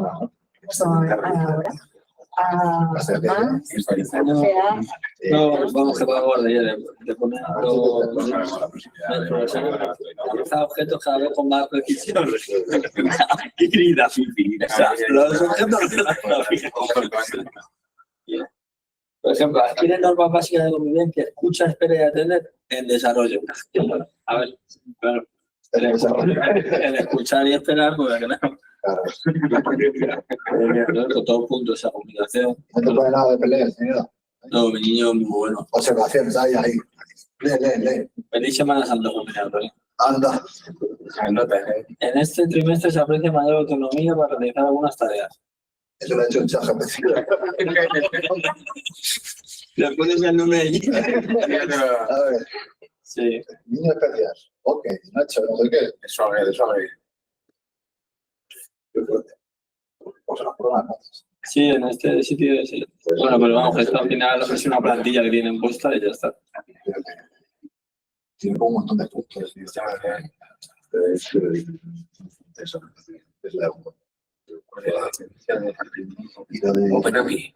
OpenAPI. Vale, mientras arranca esto, lo veis enseñando aquí, sencillamente, ¿vale? No hay el brillo, hay un brillo.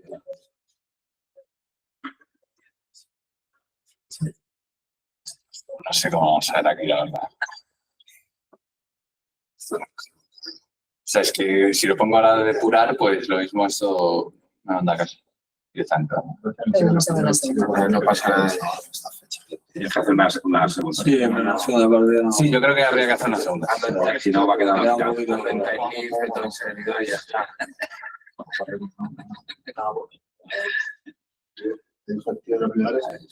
Sí, pero si algo va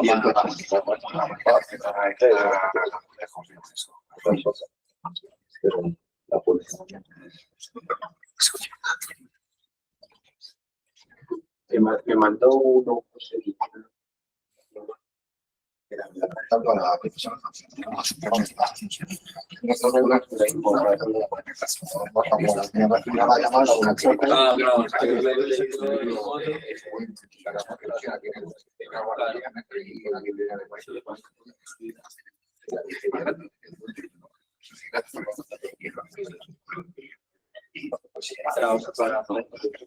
Hacer pruebas y todo eso, de tu manera final con las. Bueno, pues sencillamente era un ejemplo, ¿vale? Que tenías un parte frontal y demás. Lo que pasa que la máquina da para lo que da. Y os tengo que enseñar el suave, ¿vale? Pero sencillamente esto era un chat, ¿vale? Donde tú asociabas como una incidencia a un problema, ¿vale? Le contabas un poco el problema y él, con diferentes asistentes, que esa parte no la he podido explicar porque no hemos tenido tiempo, ¿vale? Pero un asistente viene a ser como un modelo de estos LLM, por así decirlo, al que tú le preentrenas, ¿vale? Por así decirlo, para que cumpla para que tenga una tarea mínima, por así decirlo, más pequeñita, por así decirlo. Entonces, vas haciendo como pequeñas tareas. En este caso, yo lo que he hecho, ¿vale?, es generar una capa, por ejemplo, para que analice lo que está escribiendo el usuario en el chat, ¿vale? Y verifique si tiene un contenido, es bueno el contenido, no está insultando a nadie, de alguna manera que cumple con la seguridad de la aplicación, ¿vale? Además de eso, tú le puedes añadir aquí en el apartado de abajo, ¿vale?, lo que se llaman las rule context, que yo he llamado, ¿vale? Esto es básicamente, el contexto sería el contexto del texto, ¿vale? Podría ser la petición, la respuesta, o cuando se ha hecho ese dibujo, la capa intermedia, que era la capa invisible, por así decirlo, en tantas capas como tú tengas, por así decirlo, ¿vale? Y en este caso, pues yo habría creado una capa de contexto de general, otra de petición, otra de respuesta y otra que de seguridad, no me acuerdo exactamente, ¿vale? Y tú le puedes aquí mandar, por así decirlo, un texto, ¿vale?, que él va a analizar, ¿vale?, internamente va a convertir este texto en un embedding, ¿vale? Va a almacenarlo en una base de datos vectorial, ¿vale? Y cuando tú, digamos, siempre y cuando cumpla el contexto de lo que estás pidiendo en el mensaje, ¿vale? En este caso, me cago en tu puerto, este es el texto, ¿vale? Pues digamos va a comparar cuánto se parece semánticamente a esos casos que hemos puesto ahí abajo, ¿vale? Y en este caso he lanzado el me cago en tus muertos y si os fijáis, en la respuesta, ¿vale? Dice el mensaje viola la norma de respeto y cortesía, ¿vale? Si analizamos el log de esto, ¿vale? Veremos que aquí salen todos los cosine similarity estos, ¿vale? Que es básicamente el cocinado de esta similitud del texto, ¿vale? Ahí está entre corchetes, ¿vale? Está analizando cuánto se parece me cago en tus muertos a qué podemos hacer con este error, ¿vale? Y decir que se parece un 0,25 sobre 1, ¿vale? Y esto es sencillamente porque yo verifico que si has metido el mismo texto 2 veces, por así decirlo, no tengo que cocinar el embedding, verificar si es seguro, no sé qué. Lo que yo ya tengo en mi sistema ese embedding, yo ya sé que es seguro, ¿sabes? Entonces me puedo saltar todos esos pasos, ¿vale? Bueno, sencillamente os puedo enseñar aquí, vale, aquí es donde se llama la incidencia, ¿vale? Aquí donde está generando el embedding este que os digo, ¿vale? Se cocina la similitud con los textos que ya hemos introducido en el tal, y aquí es donde está haciendo una llamada realmente a un modelo, ¿vale? Está utilizando el modelo GPT-4, ¿vale? Y se le envían una serie de instrucciones, ¿vale? Para que, digamos, que tenga en cuenta si este mensaje cumple o no con lo que se dice, ¿vale? Los asistentes que he generado han sido generados de manera rápida, por así decirlo, o sea, tampoco están súper elaborados, ni es un asistente que utilizaría yo, digamos, en un entorno profesional, ¿vale? De hecho, hay algunos que he generado que son dummy, que lo veríamos si el front arrancara en algún momento. No tiene pinta ahora. Bueno, esto he hecho en el primer. Ahí, por lo que sea. A ver si arranca.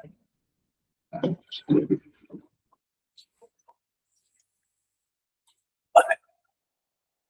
Vamos al ojo.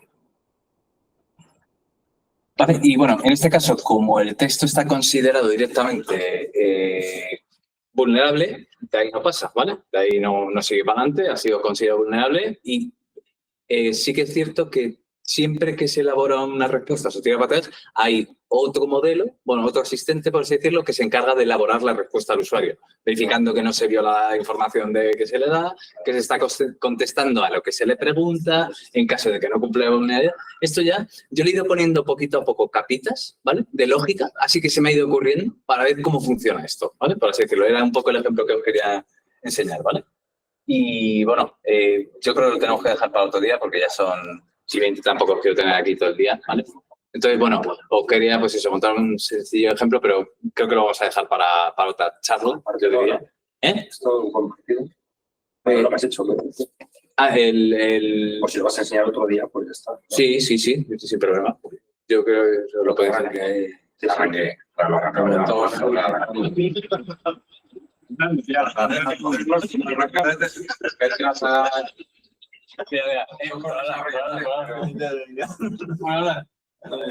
Aguantamos en el entorno ya no manda. Estamos un mar, no queda un cola. Es que el problema es que como empiece ya no acabo, ¿sabes? Vamos a estar aquí. Pues mira, esto es un supuesto listado de incidencias, ¿vale? Que se genera en una base de datos en memoria, en un H2, ¿vale? Y sencillamente tú puedes como interactuar con estas peticiones, ¿vale? Tú cuando interactúas con el chat, ¿vale? Por así decirlo, se le pasa el contexto del problema, ¿vale? Y él va a verificar, pues, en distintas capas lo que ocurre, ¿vale? Yo he generado una serie de asistentes, que ya por fin los podemos ver, que son estos de aquí, ¿vale? Donde podéis ver las instrucciones concretamente que le he dado a cada uno de ellos, ¿vale? Y si es un asistente resolutor o no. ¿Esto qué quiere decir? Pues mira, por ejemplo, tenemos el asistente que evalúa las peticiones del usuario, el evaluador de asistentes resolutores, esto es decir, un asistente que se encarga de decir qué asistente corresponde a este problema. O sea, un asistente de asistentes, ¿no? Algo así podemos decir. Luego, varios asistentes Dooming que simulan que arreglan el error, ¿vale? Tenemos un Jenkins, de OpenShift, de Jira, y un evaluador de respuestas. Pues lo mismo, para evaluar que la respuesta que se le da al usuario corresponde, etc. Y si no, que la modifique, ¿vale? Y por último, finalmente tenemos un evaluador de la solución de la incidencia. Evalúa si al final lo que se le está dando al usuario cumple con lo que el problema inicial de todo. Y en función de eso, va y cierra la petición o no, por así decirlo. Es un juego así sencillo de distintas cosas. Entonces, el juego un poco era irle poblando de cosas e ir viendo cómo se comportaba, ¿vale? Sencillamente. ¿Y ves cómo se arranca? Correcto. Y de hecho, otro juego que quería haceros, ¿vale? Lo que va a llevar más tiempo, ¿veis? Esta lista de usuarios está vacía, ¿vale? Yo he montado un GPT propio que, alimentándole la documentación Swagger de mi API, he conseguido conectar el GPT con mi API, siempre y cuando los ponga a internet, obviamente. Eso, bueno, con el Visual Studio se puede hacer fácil, ¿vale? Entonces, la prueba era sencillamente que yo le digo un nombre y apellidos, él busca en internet a esa persona e intenta dar de alta con todos los datos que ha encontrado de alta a la persona. Entonces, está curioso y la verdad es que lo hice muy rápido, ¿eh? O sea, no os hacéis una idea de lo rápido que se puede hacer esto. Y luego, ya por acabar del todo, prometido. Se está animando, no se puede estar. Está pensando. No sé. Os muestro, aquí tengo un listado de los GPTs que me he ido yo elaborando por distintas cosas, ¿vale? ¿Vale? Y, por ejemplo, tenemos aquí este de aquí, ¿vale? Es justamente del algoritmo gradiente del vídeo que hemos hecho, ¿vale? Hice una conversión del vídeo a texto y le pasé yo ese texto como prompt, de tal manera que tú puedes preguntarle cualquier cosa sobre el vídeo, que él te va a decir el momento en el que ocurre eso, ¿vale? Por así decirlo. Esto, ¿vale? Es un tester que le he alimentado de la API que estoy actualmente trabajando en Muta, por así decirlo, con la documentación Swagger para hacer pruebas sobre ello. Es la verdad es que impresionante. O sea, le puedo decir en plan, usa esta función para tener detalle, básate en este detalle para generar un alta con los mismos datos, pero cambia esto, por ejemplo. Impresionante, ¿eh? Hacer el post tal cual como quiero. Bueno, esto es simplemente igual conectado a Elasticsearch, que es donde tengo el motor, la base de datos esta de vectores, ¿vale? Bueno, esto es uno que necesité porque necesitaba ver exactamente cuáles eran los problemas XSS para ciertos HTML, pues, y al final voy generando muchísimos juegos, cada cual para problemita que me surja, y siempre que he querido, digamos, alimentar en este sistema de un asistente, antes siempre lo he hecho aquí, ¿vale? Porque crear aquí un asistente literalmente es clic, crear, texto, probar. Prepara otra clase para esto, tío. O sea, creo que esto es muy potente, la verdad. Sí, pero es que, entiéndeme, yo lo que quería hacer con esta charla era que todos tengamos de alguna manera un punto de partida común de entendimiento de cómo funciona la inteligencia artificial, sin tener que saber exactamente, o sea, yo no voy a preguntar cuál es el algoritmo del gradiente, ¿sabes? Exactamente, pero que os suene, que tiene un sentido de regresión para encontrar cuál ha sido el problema anterior. Sí, que al final son pequeños conceptos que hay que tener en cuenta para que luego cuando digas, es que no funciona, es un razonamiento extra que por qué no funciona, porque es que si no te puedes volver loco con esto, ¿vale? O sea, yo podía directamente este curso, en un principio estaba pensado para que yo cogiera el Visual Studio Code y que de alguna manera os enseñara cómo usar Copilot, ChatGPT, este otro, pero creo que es que eso... Esto es, bueno, que sale aquí ChatGPT plugin, pero esto es ChatGPT 4. Claro, y también con el tema del copyright, o sea, en realidad no de personas con una cosa de información. Sí, y eso, ¿qué ha pasado? ¿Cómo que dicen esto? Es lo mismo, se alimenta lo mismo, y tú coges una cara de ti, le dices a la IA que quiero rotarme 90 grados y no te lo va a hacer. Porque no sabe, la IA no sabe que eres tú. Y como no sabe que eres tú, puede estar vulnerando los derechos. Y esto es un poco culpa de haber puesto normas a algo que no conoces. Yo como lo veo, pero bueno. Sí, la Comunidad Europea ha querido legislar la IA antes de saber siquiera lo que es como yo lo veo, pero bueno. Los políticos, no, pero hasta eso, el conocimiento de una empresa es toda la información, claro, lo que no sabes si esta gente luego, me refiero a eso, ¿acuerdo con que te están pagando ahí? A ver, pero yo aquí defiendo, ¿vale? Que yo lo que le he pasado es texto plano y nombres de tablas que son chinas, ¿vale? Pero este no está conectando, o sea, está generándote la SQL en base a su conocimiento.